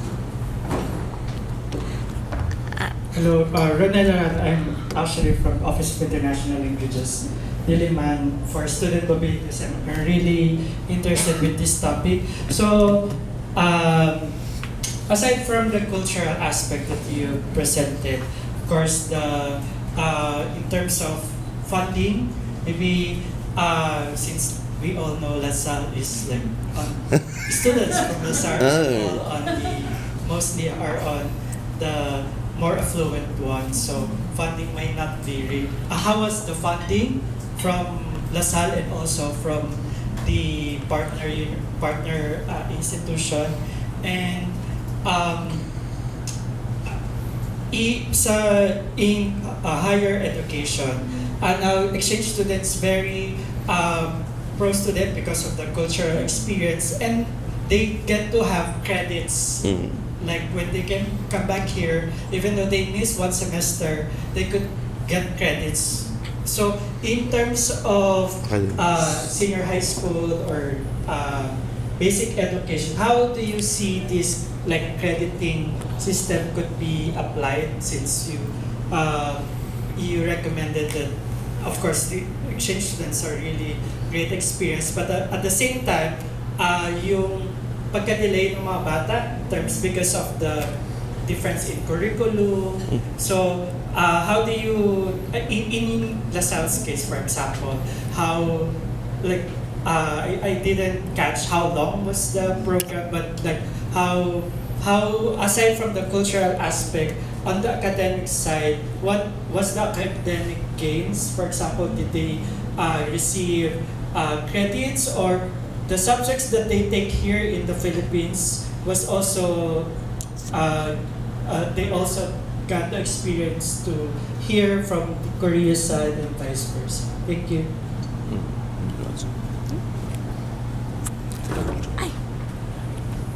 With regards to the crediting system, by the way, the stay of the students was for 5 days only, because because of the parents.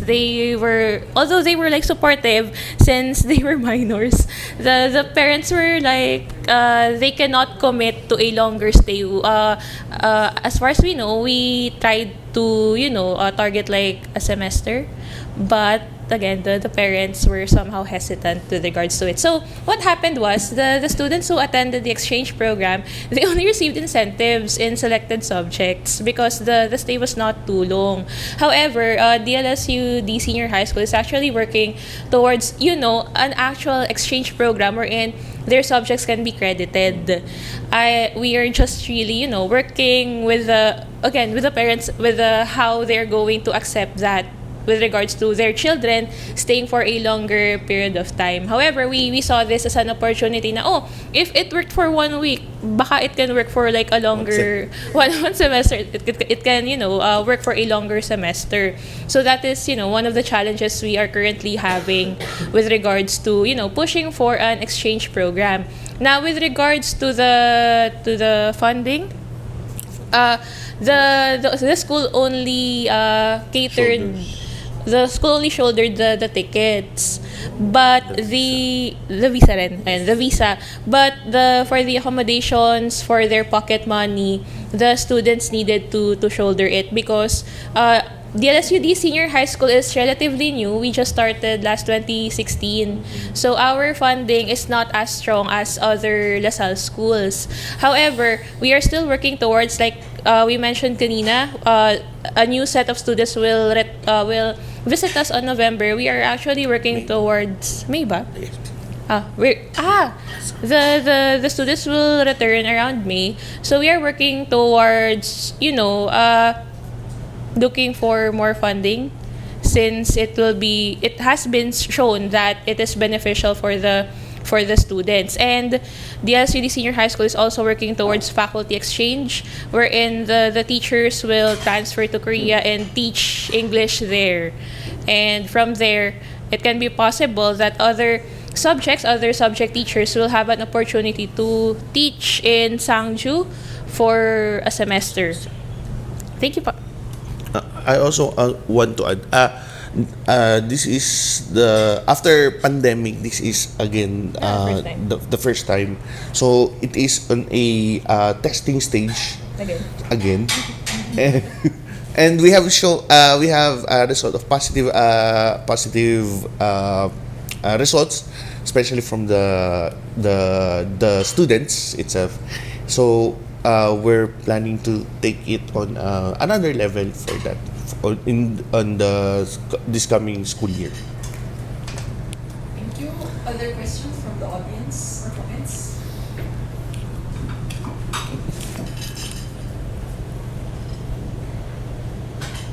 Yes.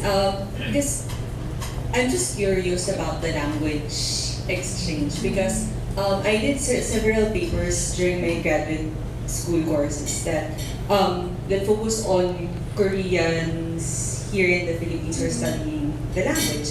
And there are some of them who show disappointment because when they come over, they don't really learn English, but they actually learn Tagalog more than English. And when it comes to the cultural, because if you go to the school, if you go to the center, you will learn really English, right? But when you go outside, people will talk to you in Tagalog or even teach you Tagalog if you're a foreigner. So I'm just curious if you have received certain comments similar to that, or if ever, how did your campus actually contain? If the idea of Sangju Girls High School would be to learn English in our culture, how did the campus come up with ways to really use English as a language among these girls who would come to the Philippines?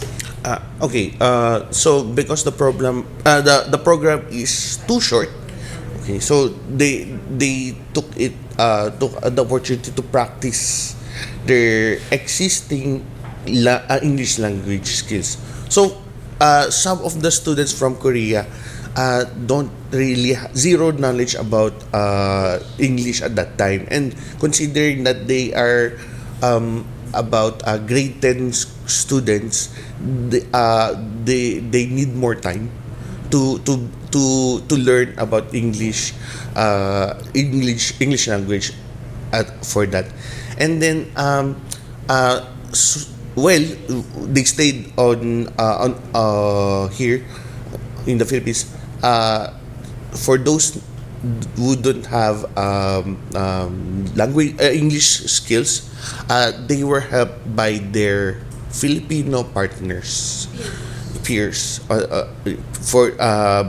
the peers, and also by their fellow Korean students.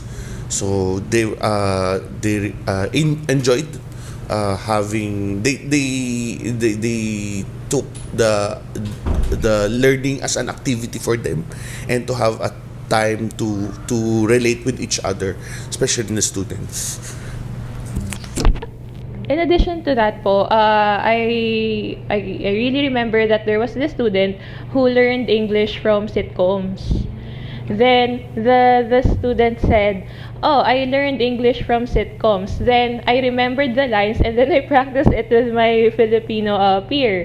So it was, even though they had difficulty speaking in English, they already have somehow the knowledge for it. They have the schema with regards to English, and then they were excited because most of the lines that were spoken, most of the conversations were anchored on sitcoms, on English movies, because that was their primary way of learning English during their time in Korea.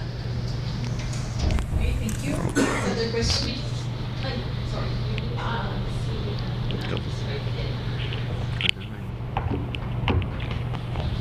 Good afternoon. I'm actually quite interested in knowing how the partnership between your school came to be. So since you mentioned you're planning to or you're looking into having the partnership with Sangju Girls High School as a long term, and you've also had exchange programs with other schools in Korea. So how did you choose Sangju, for instance? How did it came to be, or how did you the process behind it? So did you contact the school directly, or you have to go to the Ministry of Education and so on? Thank you. With regards to how the partnership was established, we have a separate linkages office, and they actually visited Korea, different schools in Korea to the original purpose was to benchmark. But from there, after the process of benchmarking, MOUs and MOAs were signed, and the partnership came into fruition. However, originally it was only meant for like a year, similar to Yeonju Jail and Pohang Donghae High School. However, Sangju showed the commitment to make it long term. It came from their side na okay, we want to make this a longer partnership. That is why the school is extensively working with them. And apparently they have a very different way of employment, because I don't know if it's same for all Korean schools, but apparently in Sangju, their teachers transfer after 1 year of working there. The teachers we met during this time are different from the teachers who will arrive this May. And the administrators told us, now that is the system in our place. The teachers have to transfer to another school after a year. But since they were willing to work towards longevity and commitment, they informed the English teachers were actually the focus. They immediately informed the English teachers na we have this ongoing partnership with the LSUD, and in this month you're going to visit the LSUD along with our students. So it's an extensive effort on the side of the linkages office to actually look for Korean schools who would be willing to partner with us, and also because the LSUD in the tertiary level has established their own partnerships with other universities. And to add to the information, Korea University actually offered the LSUD students a summer internship program. They are inviting the LSUD students to visit their campus and to stay there for 4 weeks. So from there, the connections were made. So we met Sangju. Thank you. Last comment. Okay, maybe just comment as a former exchange student. But that's for grad kasi, for undergrad kasi. So you're thinking of extending the period. I think you should also consider na if for the participants who would come here and also those who would come to Korea, especially if it's going to be longer, plus the language skills. Because it's hard to adjust, especially at that age for them, if they're not prepared to interact. Especially if you were mentioning, this is just from experience of Sangju Girls High School, maybe many of their classmates would not be able to speak with them because of the language barrier there. So that's something that you have to consider if it's going to be for a longer period. And also, in terms of the readiness of the classes, because I remember in our program before, there were only very limited choices for us in terms of the courses that we can take in the school, because those are the courses that the professors can teach in English. And even though we're learning Korean or we know basic Korean before we go to Korea, the classes would be discussed in English, so that we will not have a hard time understanding the lesson. So it's also something that you have to consider if it's going to be longer. Yes. Thank you for the recommendation. Thank you very much. We now move to our last presentation of our workshops. Sir Jude and Marian. Thank you. We now move to our last presentation. And it will be by Sweet Hershey Araga of the University of San Tomas.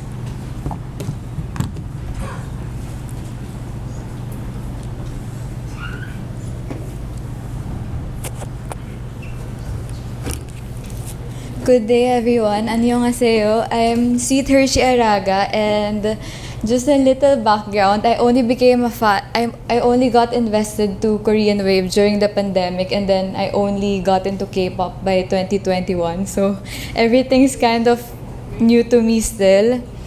So I am here to present my paper entitled "Let's Power Up: Fan Activism of Filipino K-pop Stans in Metro Manila as a Form of Political Participation." And I would not be able to finish this without the help of my thesis advisor, Assistant Professor Louis Ignacio from UST as well.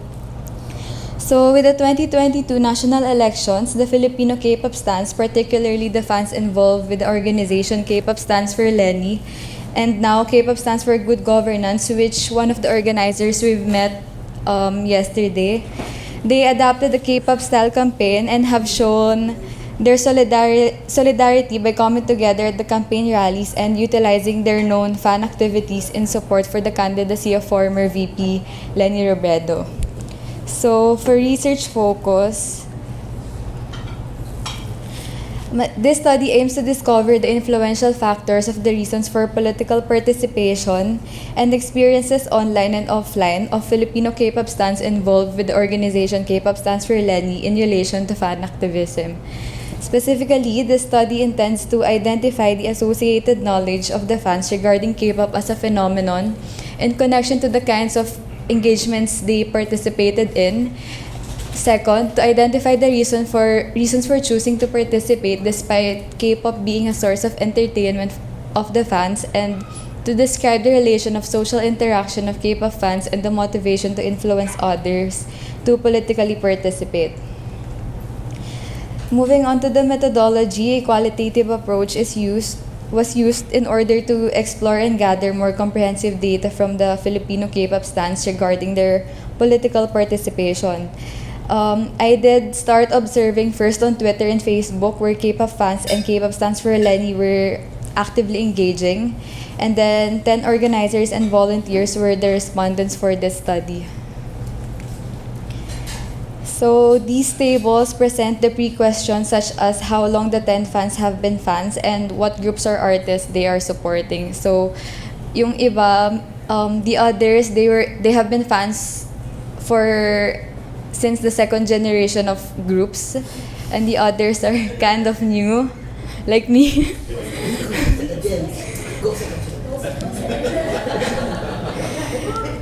So moving on, here are the 6 common themes that I found and gathered from the interview responses.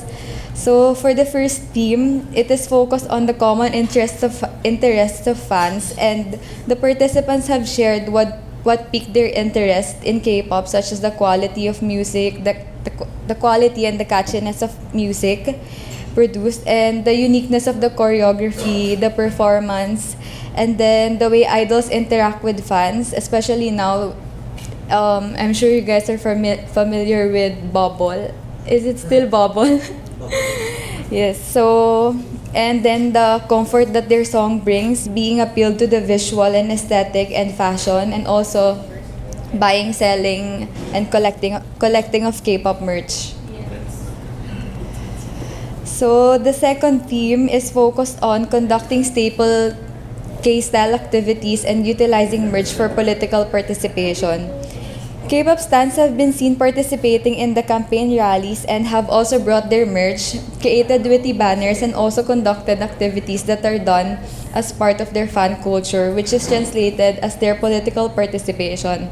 So, can I just ask, like, who among you came to the rally last 2022? Ayan, so, usually it is obvious because we're probably wearing pink, but for K-pop stans, it's more obvious because they're bringing their light sticks, which are really nice. So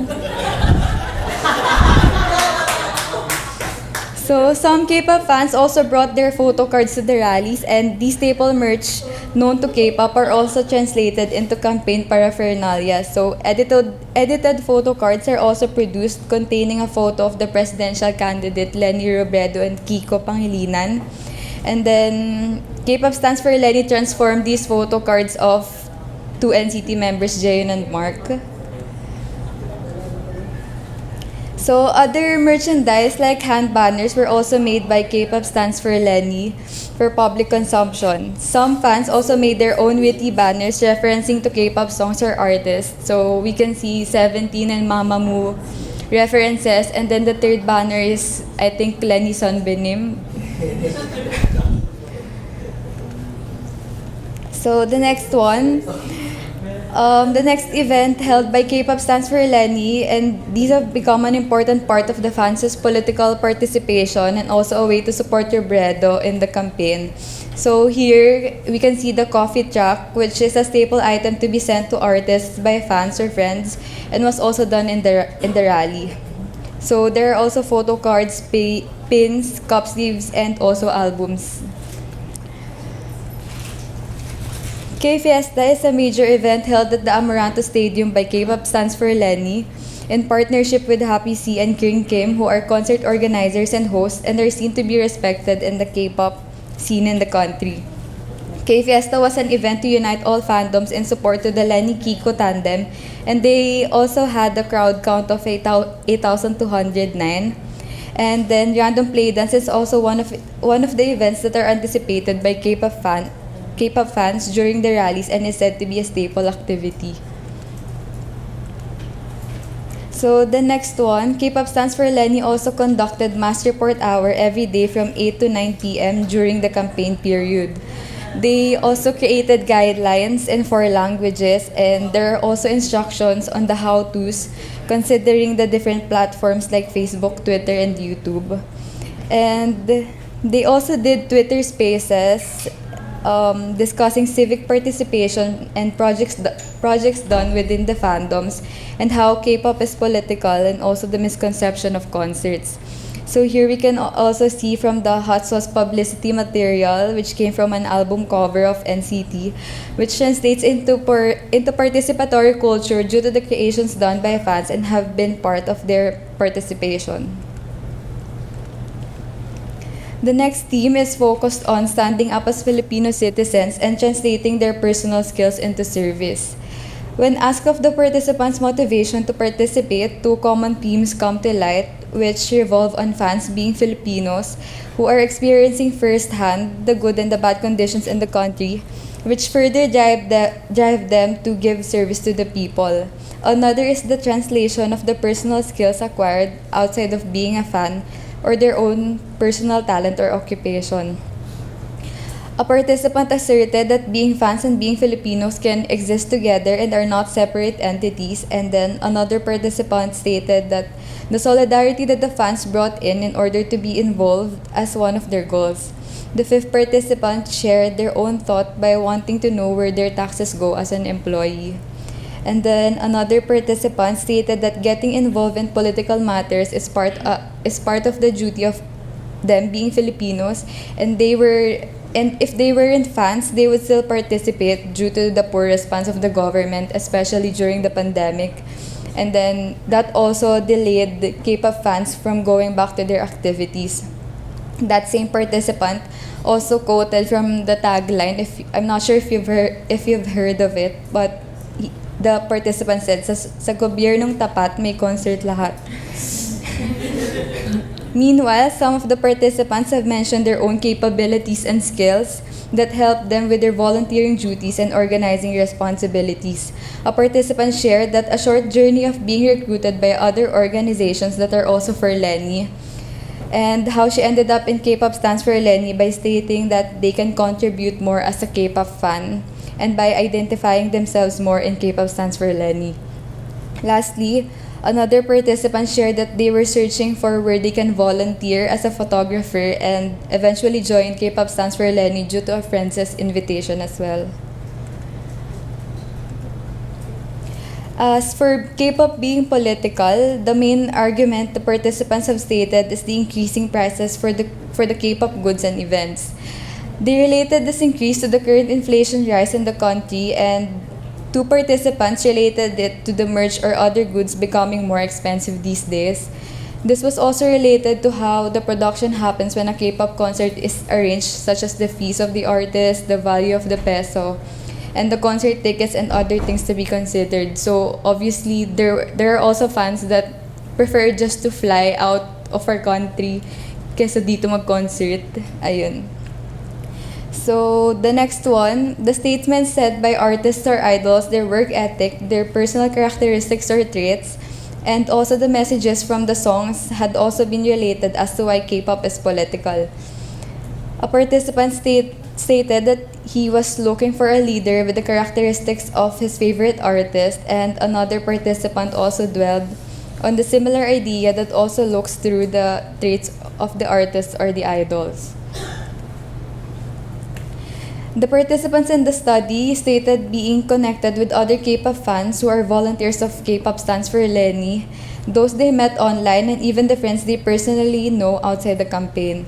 These connections that fans built with one another had become a source of motivation for them to participate in the rallies. The participants brought up fan wars that frequently occur in K-pop, and yet fans set aside this culture to be able to come together and mobilize during the campaign, which was seen at K-Fiesta with various fandoms and fans who attended. This is due to embodying one objective or wanting an ultimate goal, which is to elect Robredo at that time. So the last theme is focused on platforms where fans can engage with others, share information, and participate in. Since K-pop stands are active online and K-pop stands for Lenny revolve around being an online-based community, social media platforms were utilized during the campaign to promote the candidacy of Lenny Robredo and her other events. As mentioned earlier, K-pop stands for Lenny also made use of Twitter Spaces as part of the events they held. A participant stated Facebook and Twitter as the platform with the most audience they had online, and another participant stated that these platforms are an avenue wherein they can become vocal with their political stances. The participants have also stated that utilizing the internet is an immense help to be well informed and is a strong source of information. The internet can also be a service to spread advocacies, activism, and the activities that fans would want to involve themselves in.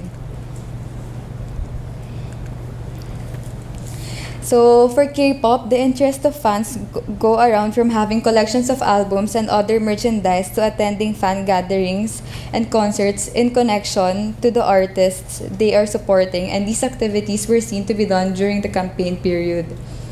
With the creation of fandom, Zhang et al. In 2020 also supports the idea of fans who share the same interest or support the same artists and assembles together, and they become more accepting and educated towards other cultures. Due to their merged interest in K-pop, such as the music, choreo, and collecting, this allowed them to come together as fans and use it to show their support for Robredo. As Booth in 2018 stated, fan activities have extended its scheme to having efforts into building an advocacy campaign that is directed towards social justice and human rights, which can influence fans to shift their involvement from participatory culture to taking part into political matters. The sample photo cards shown earlier that were made by K-pop stands for Lenny highlight Jenkins's participatory culture, wherein fans create and share their works with other fans, which then creates their cultural and social identity by acquiring and incorporating mass culture images. The visual proof of various K-pop merch became an effective campaign tool according to the responses of the participants, as it is easily seen in the rallies and can encourage other fans to participate as well. A common idea built around fans, particularly K-pop fans, is known wherein they are typically stereotyped to be passive and emotional human beings when it comes to supporting the artists. As a consequence, the community of K-pop fans are experiencing disrespect and are being looked down. However, the fans are proving their active participation through the kind of activities they involve themselves in, and by also offering their personal skills that they acquired from their occupation and personal experiences. In this way, K-pop fans are able to show their political side. Jenkins and Shrestova in 2012 focused on the arguments wherein the growing number of fans tend to use their potential for analysis, networking, mobilization, and communication into campaigns for social change. Bloomer in 1969 argues the interaction argues the interaction between people is a course that initiates values formation which can be associated with the reasons and motivation for political participation by the K-pop fans. The premises of Bloomer can be connected to this study in view of the existing objects, such as the K-pop merch like light sticks, photo cards, brought in the campaign rallies, the attendance of K-pop stands, and the creation of K-pop stands for Lenny as an organization that initiated campaigning for Rebredo.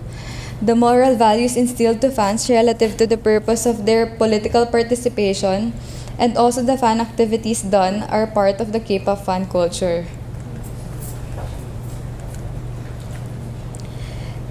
So, in the end, this study concluded that the strong bond of fans, together with their interest and the built practices in the K-pop fan culture, and fans being Filipinos as well, including the strong drive to volunteer and the urge to offer their skills and their observations to the conditions of the country, have become the influence for them to politically participate. Fans having similarities despite the differences of fandoms they belong to become an advantage to collectively mobilize due to the knowledge they have with K-pop, such as the existing activities or culture that they have and how these were used in the campaign. The K-pop style campaign attracted and motivated the fans through seeing other fans participating in the rallies. And as the first participant said, fans are also Filipinos, and them being fans do not limit their will to also participate. And this is the end of my presentation. Thank you for listening. Kamsahamnida. Thank you very much. Any questions and comments from audience? Hi, thank you so much for your presentation. Actually, I was excited for this talk because I wanted to do a paper on this, but meron na. Something. Meron na, so I can't do that. But something I found interesting was something when you mentioned that they were looking for leaders that had the qualities of the artists they were following, which I guess is more of a reflection for political systems these days, that we see more like better qualities in the artists that we follow than the leaders who are running, which is just funny. But anyway, that was just an observation. But my question is, were you able to ask those who you interviewed why they chose to affiliate themselves with K-pop stands for Lenny versus other groups? Because there were other groups naman like, I don't know, photographers for Lenny, teachers for Lenny, lawyers for Lenny, whatnot. But there were a lot of people that joined K-pop stands for Lenny. I was there. So, I mean, I have my own reasons for joining that versus other groups, but were you able to ask them what drew them particularly to joining K-pop stands for Lenny? Thank you. From what I remember, one of the participants said that it is the group that they identify most. Like, even if, for example, one of my participants, I think she's a writer, and there are, I think, writers for Lenny at that time, but she just said that it is the group, I mean, K-pop stands for Lenny is the group that she identifies with, probably because writing is like aligned to her work already, and then K-pop is kind of like our source of entertainment. So, yes. Thank you. Hi, I really like your topic, and personally, I think this is revolutionary since in the early 2010s, K-pop fans are branded as hindi makabayan. So, ayun. So, this only highlights that it's an invalid criticism. But other than that, yeah, I also agree that K-pop fans are really efficient in gathering masses, organizing events, and even making social media trends. And I also had a paper before that touched on how K-pop fandoms have become political actors, not just in the Philippines, but worldwide. But I just wanted to ask if you were also able to include other instances wherein fan activism in the Philippines came into play outside of the elections, and if not, do you know any other instances wherein Filipino K-pop fans came together for a cause? Kasi I only know of K-pop fans for, what was that? Parang Me Too movement ata, and Black Lives Matter. May ganun, kasi K-pop fans na parang ayun, so meron din ba in the Philippines? And which social-political issues do you think should K-pop fans be involved in? Kasi we, para as much as possible, parang medyo hindi rin okay if selective lang. Pero I wanna hear your thoughts. So I think prior the pandemic, or like I think it was the Taal eruption in 2020, there were K-pop stans, not K-pop stands for Lenny, but there were organization, I'm not sure what group, I'm sorry, but they kind of like did a donation drive to help the animals. I'm not sure what organization it is, if it's NCT or Super Junior, but the fans organized a donation drive and then they donated to save the animals in Taal eruption. I think another socio-political issue that fans can involve themselves in, I mean right now, for example, like the concerts are in Bulacan, and then going there is kind of a long road, especially if you're from the south. And then I think, I'm sorry, but this isn't related to K-pop, but recently Marcos came to the Coldplay concert using a helicopter, and some fans weren't too happy, and some Filipinos weren't happy because he used like a public transportation. He used something that we kinda own, and then he used it for personal. So I think fans do relate to that. And then aside from the 2022 elections, like yesterday, the organizer of K-pop Stands for Good Governance, they also did the vibe check. So I think that's kind of one of the, yes. I remember because one of the organizers, I interviewed them as well, and at the time of the interview, I think they were just talking about Be The Sun concert. So, yes. Thank you. Hi, good afternoon. Did you ask the group or your sample if they looked into their actual impact on the election results, on the candidacy of Lenny Robredo and Kiko Pangilinan? Because I think looking at your study, it's more about volunteers, more about their relationship among each other, why they came together. But I think a lot of politicians would be interested to know also what is the impact of this kind of organization on their own candidacies. Do we really help, like fans like us, can we really help by being organized? Can we help elect candidates to office? And to be honest, like some candidate already reached out to me very recently because he knows I'm a fan, I'm ARMY. So talagang grill niya ako, like how does the fandom work? How does, he had a lot of questions. But I'm really voting for that person. But I found it interesting that he is interested in how a fandom actually works and how, he was trying to get ideas how he could also run his campaign.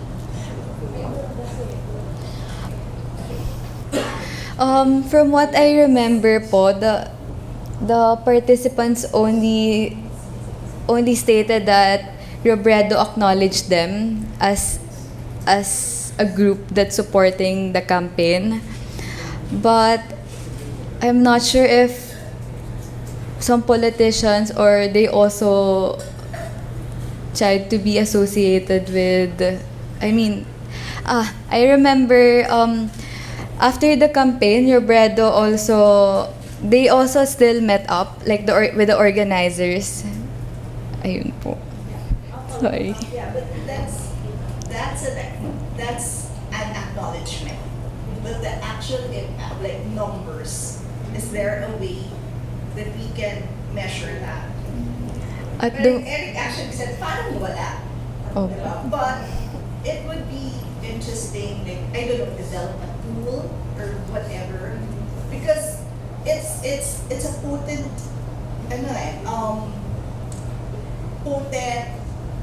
thing.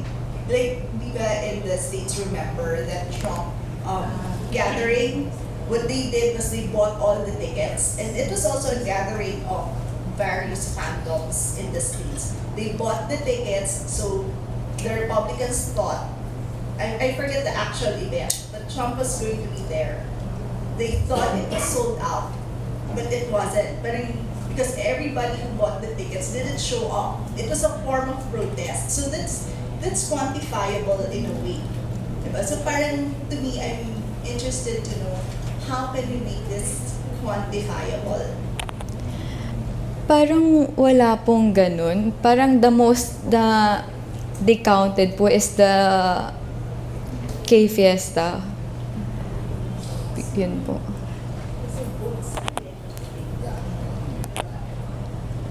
Thank you po. Yeah, well, this is more like a response to the question earlier and my thoughts on topic. Kasi parang for the longest time, kasi individual fandoms have been they have the whole thing. Like in my case, for so on, na ginawa, the biggest thing that we did to date was yung sa Irlanda. Like we donated more than $50,000 for water purification kits. And then during the pandemic, we donated, I can't remember the actual amount that we donated for PPEs. But one thing I observed was, what was common about our fandom was every time we have a project and there's like excess funds, we set aside an amount to donate to an advocacy that we know our artist supports. In this case, Kisuyong, that she's funding research for a particular eye disease. So I guess right now, probably what you might want to look at is ano yung mga advocacy sa sinusuportahan ng mga artists or what they do identify with. And then the tendency there would be that will be the ones that the fandoms will also support. Now, of course, the biggest challenge there is that who will lead in the Philippine fandom to have a united effort on that. So parang, obviously right now, K4GG is like the one that's kind of like stands out. But the thing is like, after elections, kind of died down Parang nagkanya-kanya ulit tayo So there's no united effort there. So probably that's the thing you may want to look at. Like say, what are the advocacies or what are the social issues that a particular artist supports or identifies with? Chances are yun yung sinuportahan ng fandom. Now if you can find a common thread with that, well and good. It can be a source that we can have a support, like a lead to have unified effort in a particular thing. Then matching that with what a candidate or a sitting politician would do, that's a different story. So baka ganun. Probably ganun ang mangyayari. Let's say, bulsoan nung sa kandidato, kung nag-fit siya sa advokasya niya, then yun yung strategize na ako.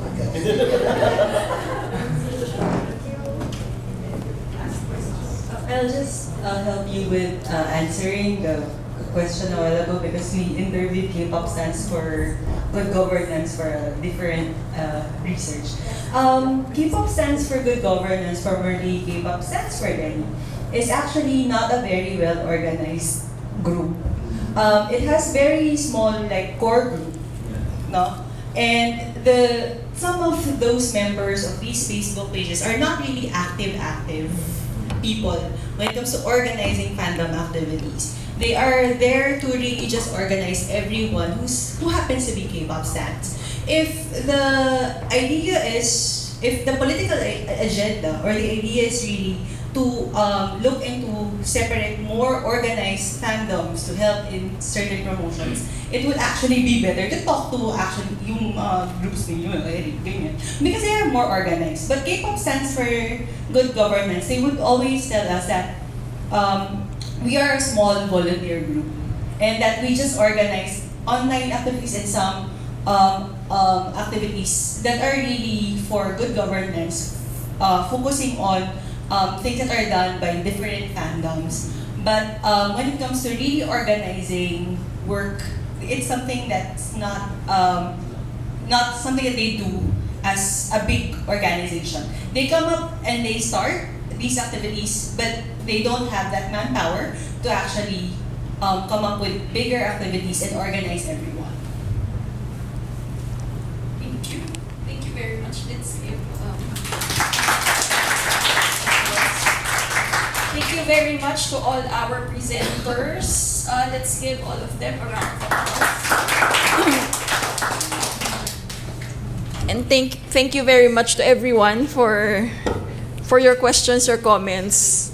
It's a very, I guess, small gatherings like these with focused interest makes for a really good discussion because everybody is engaged.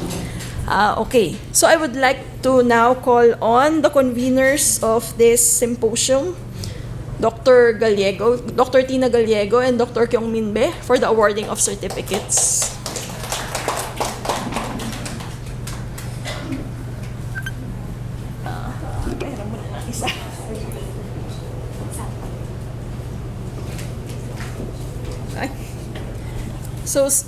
So we will now award certificates of appreciation to our presenters. The certificate reads, "This certificate is hereby given to name of presenter for presenting the research paper titled The Name of the Presentation at the 9th Philippine-Korean Studies Symposium organized by the University of the Philippines Korea Research Center and the UP Department of Linguistics, given on 22 March 2024 at the University of the Philippines, Diliman, signed by Kyungmin Be, Director, UP Korea Research Center, and Maria Cristina Gallego, Chair of the UP Department of Linguistics."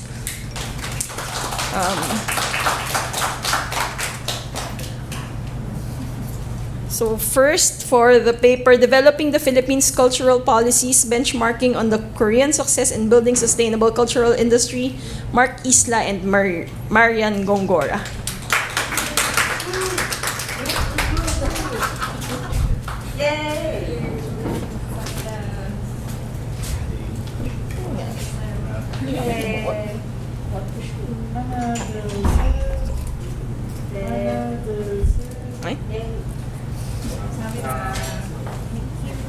Thank you for the paper Analyzing Sentiments of Netizens Towards Facebook Posts of Embassies of Philippines and South Korea from 2016 to 2022, Seksan Anantasirikyat.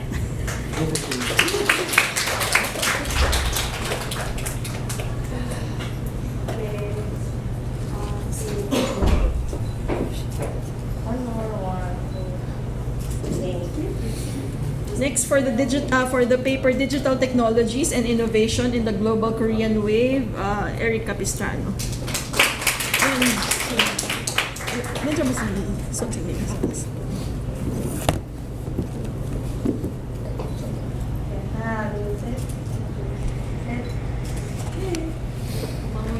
And then next, for the paper Education Transcends Borders, a narrative analysis of De La Salle University Dasmariñas Basic Education and Sangju Girls High School's Cultural Exchange Program, Josiah, Jude, Abuton, and Alyssa, Acal.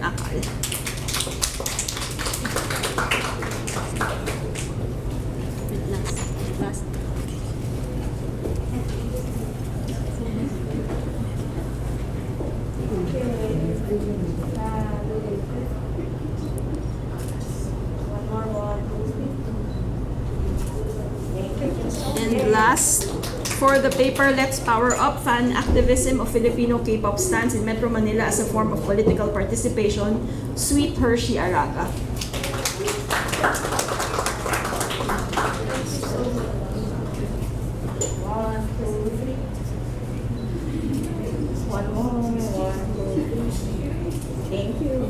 And lastly, for the moderators today, Raymond Bareno, sorry. We have Raymond Bareno and me.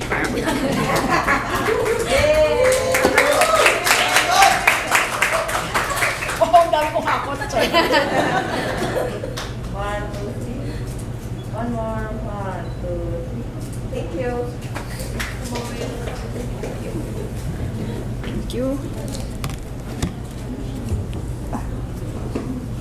Okay, thank you very much. Wait, my script is there.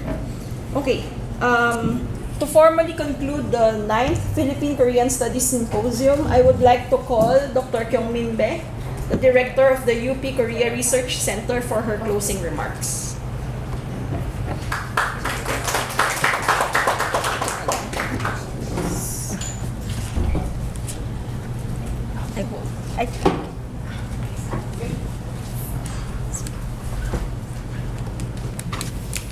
I hope everyone's still feeling great.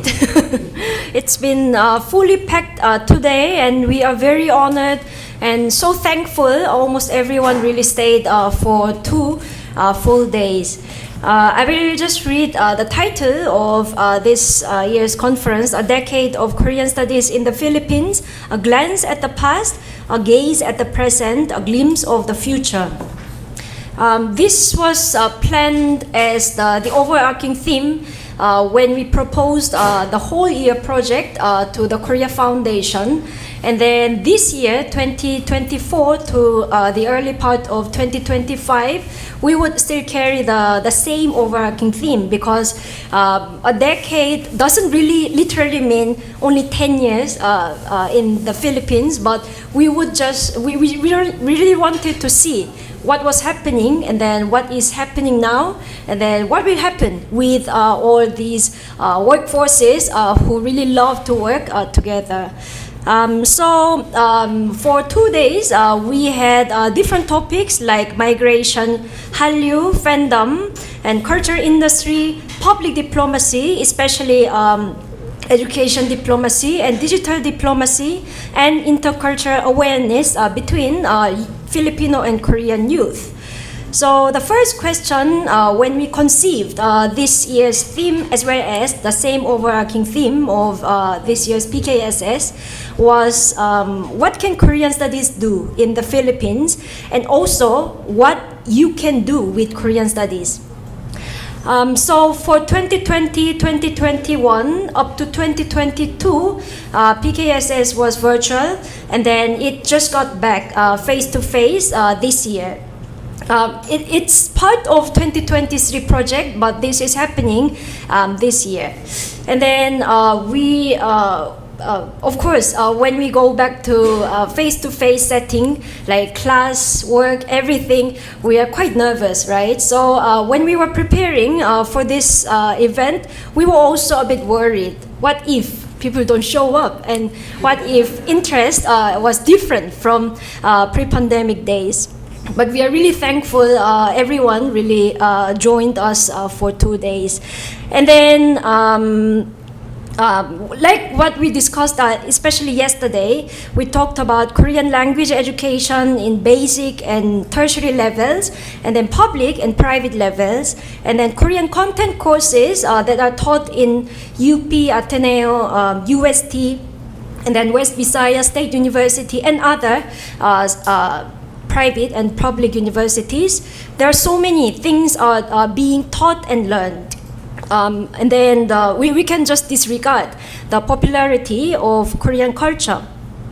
So the second question I had in mind was Korea is really, Korean presence is really prevalent, but how much do we really know, especially Filipino youth, how much do they really understand Korea as a country and its people, culture, and any relevance, if there is any relevance to the Philippines or Filipinos. So these are some questions when we departed to prepare for this year's PKSS. So we didn't really attempt to show everything about Korean studies in this venue, because yesterday we also had a question, why don't we talk about Korean studies in the Philippines? But I think talking about everything about Korean studies under the sun in one shot is quite impossible. And then maybe we will just rush to reach the conclusion if we do that way. So we just wanted to examine what is happening in regard to Korean studies in the Philippines. And then we just wanted to see the past and present So we could prospect the collective future together by assessing what we have and what we don't have. So we could attempt capacity building in maybe academic field and other professional field, and we can also collaborate strategically. So I hope you met some good friends today through this event, and then you could earn some professional collegiality as well. So the PKSS has been an avenue for Philippine-based scholars to network and share their research outcomes each other. And then we always strive for quality improvement, but we also want to expand the size of Koreanist community. And then I think it's also equally important how many Filipinos are really into understanding Korea. So hopefully this two-day event really enriched your desire and mind, and you really earned some good friendship from different institutions. So we can continue this Korean journey together. So lastly, I will just thank everyone, and then I cannot really thank enough my home unit, especially our chair has been here for 2 full days. And then Farah and everyone, Elsie, our speakers and moderators, and everyone really made this event possible. And then especially we also want to thank Dr. Shim, because he's been traveling to so many different countries and continents. And then we feel very blessed because this is the last destination of his world tour.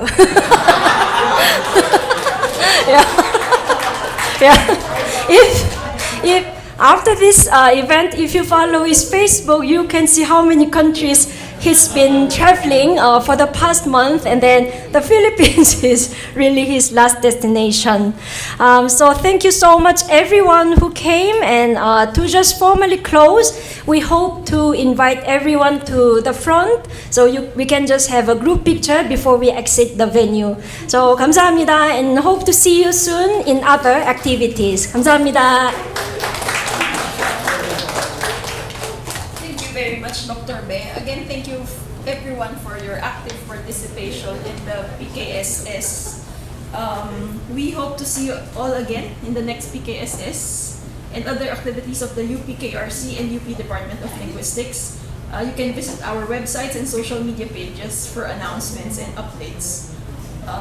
Kindly fill out the evaluation form, and a digital certificate of attendance will be sent to you upon completion of this form. Okay. Maraming salamat po, and